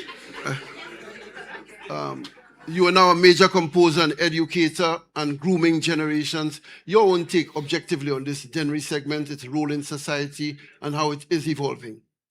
Even if I grew up, in the church, I could actually remember when Denry segment came out, particularly because at the time I used to listen to radio. Now I don't. But Hot FM was the only station, correct me if I'm wrong, the only station that used to play Denry segment. Again, I noticed because the quality of the music back then, honestly, it was terrible. I even without knowing, definitely, I assumed that the people just recorded the things in their bedrooms and whatever. It really sounded bad. So I remember noting, but that radio station plays any and every song. But it was actually a good thing, and I could actually see the persistence and what happened eventually. In fact, the power of radio. So even back then, I did make observations about the Denry segment. I was listening, wasn't into it yet. But then right now, I do appreciate it. I have lots of thoughts about it, but that's for another show. Thanks, Jason. Dr. Fulgent is here at the front of academia in St. Lucia. Your own take on this art and society, the balance, the fight between exportability and authenticity, and a rejection for a long time, a denial of this Denry segment, and does it represent us? Before I answer your question, I want to say congrats, Ronald. Your former student, right? Yeah, I don't want to claim him, but no, powerful work. Really appreciate it. All right, so yeah. Then I want to address you, Teddy. Next time you call me, I will ask who's on the panel, because I'm really a fish out of water here. All right, put an academic with producers and so on. I think you called me because of some controversial stuff I said, you know, a different forum on Denry segment. Yes. And I think that's why you brought me here, right? So I don't think Denry segment is Carnival music. I think it has been made into Carnival music. And I think that's one of the problems right now of Denry segment. The Apologies, producers, I know you have to make your money and so on. But the problem, I think, for genre segment is the fact that it is now commercialized. It's been commodified, and as a result, has to be milked for. I remember the first time I heard genre segment. I literally got chills. I was washing my car, and I was listening to Hot FM. And I heard, it's like, what's this thing? Literally, what's this? I stopped, what's this thing? I got chills. Why? My grandfather was a solo drummer. He had his lapoka beat, and he went around beating the drums. When I heard that, it took me right back. My grandfather died when I was 9. So that just transported me immediately. And of course, being the anthropologist, you start to theorize and start to process and so on and so forth. And then I heard another radio interview while I was cleaning the car, again, on another radio station, a young rising soca star. When they asked him about the genre segment, he said, I'm not singing that, I'm not singing that. And I was like, oh, okay, here we go again. When I say here we go again, jazz music, African diaspora music, it was garbage. R&B, African diaspora music, it was garbage. It was too sexual. Hint, hint, dancehall music. Before that, it came from reggae. Reggae was bush music. Dancehall was, slackness versus consciousness, blah, blah, blah. We were doing the same thing again. But because we're on this little island, we forgot the rest of it. And for me, that struck me immediately. I began to do the reading on it. You spent how many days listening to the segment? 3 weeks. I created a playlist, and I was listening to it for like 6 weeks. My family was tired of it, but I listened to it because for me, it took me back. Grandfather, but it was Saint Lucian. The raunchiness of it, people, we need to stop. We really need to stop. Stand on the bus stop with no music, and you will hear the genre segment. I don't need to get academic about it. I don't need to get at all. It is Saint Lucian, it is us. And I wonder, why is it we're always so sanctimonious? Because our things are out. The genre segment is like all the previous genres I mentioned. It's rebel music. Why? Because it's youth music. Every single one of them developed because an oppressed class had to express itself. When I started following and digging into the genre segment, the guys were calling it Lucian Kuduro. What was Kuduro? Kuduro is Angolan pop music. Saint Lucian young men who have not finished school, have no background in music, playing with a computer, in the bedroom, in the shed, came up with something that the society had already rejected. Solo music. That's what got me. And I began to look at where the people singing, chanting genre segment came from. They came from a part of St. Lucia, separated by a mountain. L'Associé is the separation, the sorcerer. On one side, Chassin, black boy. On the other side, the Denry people. That part of St. Lucia is where the culture stayed and developed. Now, I'm saying all of that to get a context because he was academic. I can't come here and be academic. All right? But I am saying the music has evolved, but it has also been forced right. When we developed this notion of cultural industries, we found something to milk. I know I get in trouble for saying this. This cow is being milked to a point where it can't milk again. The other thing I'm looking at, when we look at the development of the music, Dr. Francis spoke about the fact that there was 2 genres he's hearing. One is for the local market, the other one, I don't think it's that. I think one is the earlier one. The newer one is going outside. The biggest genre segment song for me this year was not sung by a Saint Lucian. Yeezy Bro. Anybody know Yeezy Bro? The chorus. Bungie Garlin. Everybody shocked? Yeah. The music is going out there, and people are picking it up, and they begin to take out the things in it that they don't understand, and they begin to produce in a way that our people can't. So now I can tell that's a Lucian producer, that's not a Saint Lucian producer. So the music is evolving, and we need to be very, very careful. Carnival committee, he warned, I'm giving you a further warning. if we don't create the environment, the infrastructure for the music, and we keep milking it, it will die. Very good It point. will die. And a good juncture. In fact, that captures that balance again.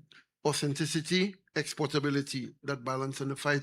You were saying that Denry segment presently sandwiched between the two and a victim of it as far as that is concerned. And also, the point is making that right now the 4 biggest Denry segment songs in the industry are all produced by foreign entities. The Natuxi and so on, the Jamaican one. And so people are appropriating and re-exporting our own Denry segment. We hear a lot about the solo. You are producer, Jason Darius. How much do you genuinely rely on your solo traditions of your ancestors and your village to produce your music? I mean, that's where all of this came from. Essentially, we come from Denry. We would see the solo groups, we would see the different La Wars, La Marguerite groups, we would see all of this culture just beaming and dreaming around us. So essentially, we took those, and back in the day as a schoolboy, I'd go to school, beat drums on the desk, and if you found somebody that could beat drums really, really good, yeah, that's it there. You have a vibe in the classroom when the teacher's not there.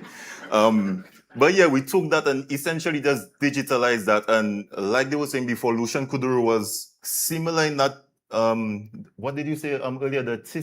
I don't know what it is. I don't know the theory of it, to tell you the truth. But that's what it was for us. If we could have that, digitalize that, and just kind of work around it, and that's when he actually made the first sort of beats that you call Denry segment. We learned from the Angolan stuff and then implemented it and made it ours. You have the shak shak, you have the taboo, you have the bamboo and everything like that. So yeah, we took that and kind of digitalized that. So it being, you said the 4 biggest songs or the 4 biggest producers right now are kind of out of St. Lucia.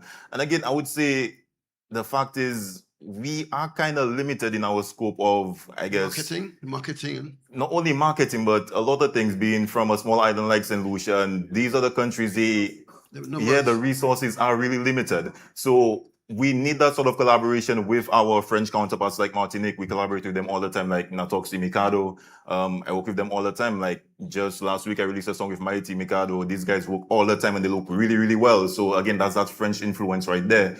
So, I mean, it's necessary to have that kind of symbiosis, but again, still hold true to what makes it uniquely St. Lucian, and that is the vernacular, what we do and how we speak, how we live as a people, those solo traditions, and have it come out in what we put out there into the rest of the world. Jason, you're reacting this Denry segment, and the reaction to Jason also, the extent to which it reflects our society and our reality. I wanted to comment because I noticed that I noticed Winston was saying that the most popular Denry segment now comes from Trinidad. And this is a concern I have as well. I don't think it's just a matter of not having connections like somebody is suggesting. People may disagree with me. I honestly think as St. Lucians, and I've observed it in a number of the different traditions and the arts, we have a serious lack of self-esteem when it comes to our own culture. Since we're talking about Denry segment, the decision to name it Denry segment, I remember being very vocal at the time. You cannot be calling that Lucian Kuduro. That comes from a sense of shame that our thing is not good enough for outside there. And that permeates throughout. It's in dance, traditional dance, in music, musicians are like that. Just to digress a little bit, I've made the comment before that Afrobeats, if you've listened to Afrobeats, the underlying rhythm in Afrobeats is really our quadrille. In other words, I can play any Afrobeat here and do a figure 1, figure 2, figure 3. I am saying that to suggest that if we had more pride in our own music and what is ours, why couldn't a St. Lucian have been the first to... I'm not saying they stole our music, that's all I'm saying. But why couldn't we have been the first ones to use our own folk rhythms and create something new? There's still a lot of shame that in our Creole, it happens as well. It's like on one hand, we appreciate it. Maybe in the community, it's okay. I can talk Creole among my friends. Outside of that, there is still shame in the Creole. And I can tell you that it happens with the music and with the dance. So with our Denry segment, what I'm afraid of is some other island taking it and going to town with it because we're not doing it. We are just limited we do not consciously think, how can I develop Denry segment? What musical elements can I put into it? Just doing the same things over, the same applies to Calypso. In fact, soca is even worse. I get the impression, correct me if I'm wrong, that a lot of soca writers and so on, it's like they're listening to hear what's going on outside and copy. What about you creating your own stuff? Let me just say in general, we are lacking self-confidence. We may be a small island, but we are capable of doing everything that other islands can do. So Lancelot, I see you applauding. Some were claiming there was a little waning of the Denry segment a few years ago. The last 2 or so years, it appeared to have waned. We see the young brigade, a kind of revival now with Tally Boy and so, a new energy, a new verve as far as it's concerned. Your own take on where we go in the States and how to keep it popular and keep it at front of the music industry.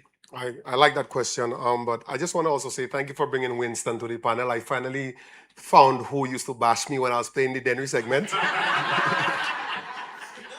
And just to correct you though, the #1 trending song out of Saint Lucia, well, I would say it's Denry segment, but it's not from here, would be classic Frescobar. He has something called Dancer. Yeah, the Dancer, yeah. And when you listen to the song, it's Denry segment. Denry segment.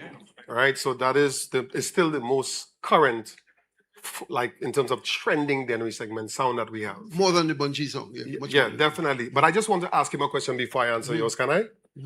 You opened with a statement and you said that Denry segment is not the sound of Carnival, and I found that to be an interesting opener.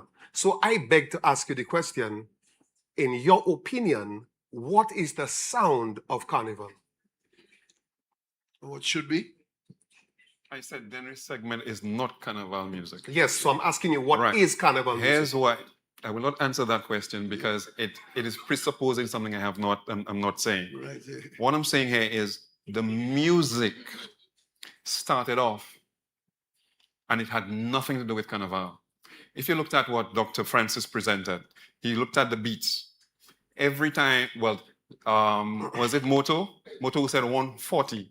But every time you listen to a song, it was not 140. All the songs that became Carnival songs were above that. There's a reason for that. Because when we had the first discussion, FRC had a symposium at the Blue Coral building.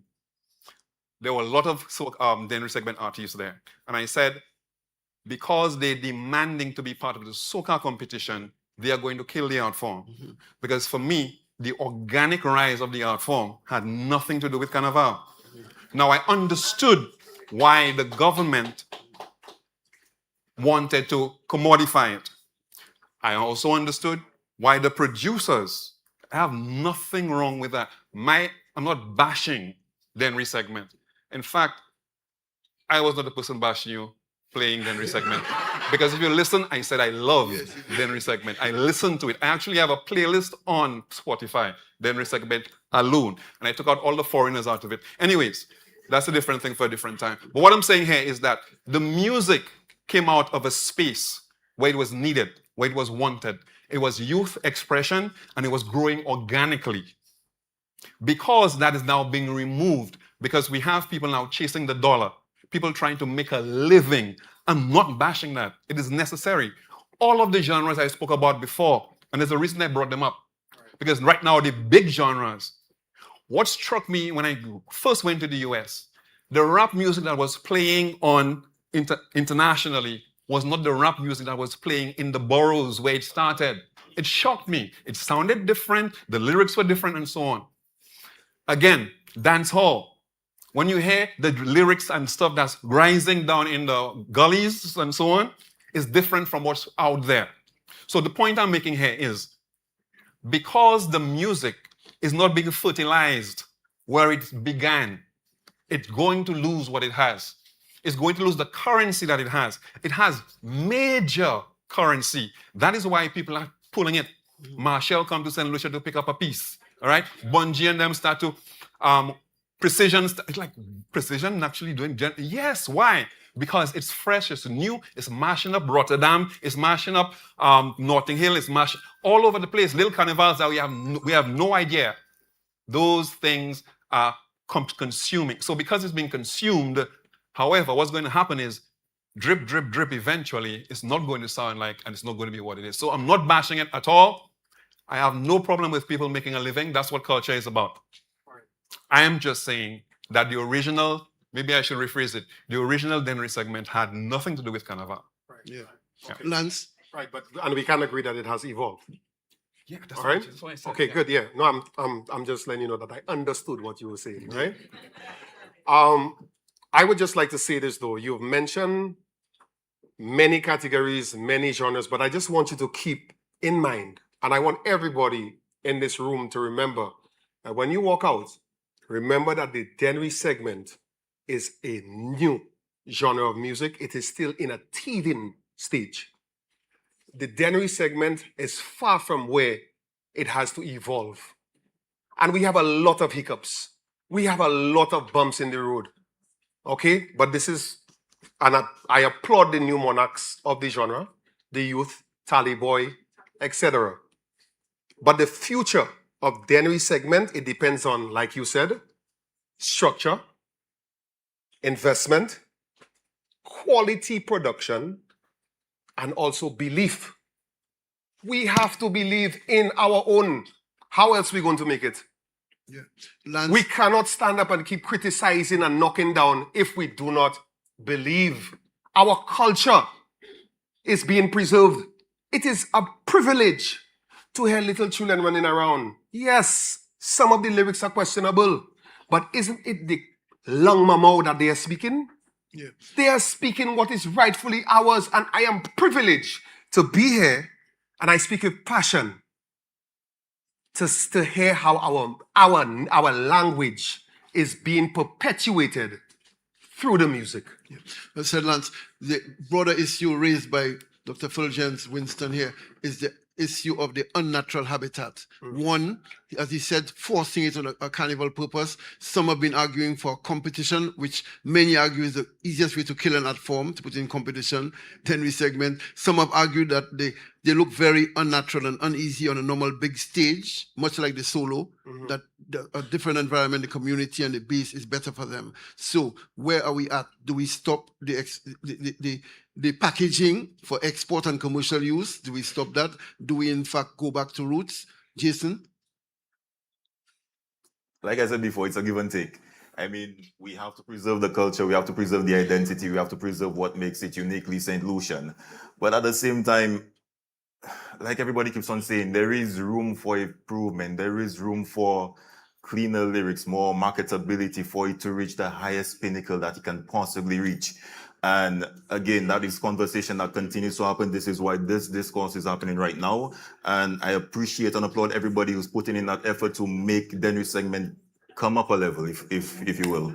So again, like I said, Teddy, it's just a give and take. And again, a lot of investment, like Lance said, right. A lot of just putting in the work to make it what it's supposed to be. Right. We're going to our producer, Chelsea agrees. Final comments from the panel in the interest of time. You know, long the evening has been as we go through. So we start with Jason, Bachelor Joseph. Brief comments from everyone. I just think there is room, there is space for all of the above, what we are discussing. I ask myself sometimes, why is it that Grenada can have their own sound for Carnival? Jab Jab. Dominica, Bouillon. Dominica is known for Bouillon. Here in St. Lucia, the Dennery segment is still sort of sidelined. It is possible, even if, like Winston was saying, it wasn't originally Carnival music, but it's possible for us to have our own sound that sounds Dennery segment. That doesn't mean that's all we do, but then we can also be known for Dennery segment during Carnival time. I just think there is space for all of that, but it's up to the artists, up to us as St. Lucians to stop being ashamed of our culture, language, music, dance, and to get serious and consciously do something to bring it forward. Yeah. Jason, interesting to that point that Dominica has not developed any soca monarch. There's no such thing. They have not drifted. The soca is marginalized, is not allowed to rise within the culture. The bouillon dominates. No soca monarch, no big space for soca in Dominica Carnival. Final comments, Jason, then Winston. All right, for me, what I think should happen, I know that we have commercialized it to an extent that during the Carnival season, that's when we get the majority of the Denry segment songs, or just songs in general, just kind of re-emerging. I remember a time when Denry segment used to be year-round. You could not go a month without hearing 2 or 3 popular Denry segment songs. So I kind of wanted to go back to that era, but then again, there is supposed to be the accommodating environment for that to happen. Everybody's chasing the dollar, like everybody says. So it's just to create that environment, to have that creativity just always blossoming and booming, and I guess after that, the sky is the limit. Winston. Denry segment is youth music, so I have no fear for the music. The youth will continue to do what the youth do. I think the disadvantage we have is our small population. If you have a population of 300,000 people, there's something naturally that happens with an art form. But I think what's going to happen with us is that it's going to move out. It will move out because the music is powerful. But I am not worried for youth music because the youth always do what the youth do. I can guarantee you, when the next art form, Saint Lucian musical art form starts, these gentlemen will be the old men sitting here, defending, or attacking that new thing. Okay? So I'm not worried for youth music. Lance? I would just, again, like to thank, for having us here. I think you're going to agree, great discussion. Ronald, yourself, starting things off. I'd just like to point out as well that currently our Power Monarch is actually a Denry segment song. Okay? So there is space on the big stage for the Denry segment.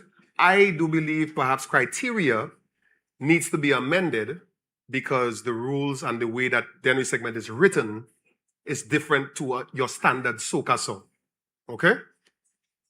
Denry segment, we can agree, is more of a Matty Bordeaux kind of thing. I'm permitted to say that? It's your view. It's your view. It's a performative. It's a performative. Right? So there is room for it. And like I said, it is in the teething stage. But we really just need to harness the Denry segment. We need to groom it. There's so much room for improvement. We can implement chords. And musicians can tell you, chords, you need to go by a certain rule and respect the chords. The chords will challenge the artist to sing better, to write better, the penmanship, the lyrics. I'll give you a prime example. Teddy St. John has a song called Creme de la Creme, which is a Denry segment song, but the way he brought in a lot of chords and melody in there that you would have to listen twice to realize it's a Denry segment song. So I say all this to say that the Denry segment, it is more than music, it is identity, it is language, it is our pride, right? It is Carnival, it is Saint Lucian confidence, and I'm proud to have played the part in naming it, pushing it, and representing it. Thank you. Sir Lancelot, the last word. On behalf of the CPMC, thank you, gentlemen, for being here. As President Alvina recommended, maybe a lady on the panel next time, Chelsea, for her take, her views, her perspective on Denry segment and its evolution. Thank you, and thank you to the panel.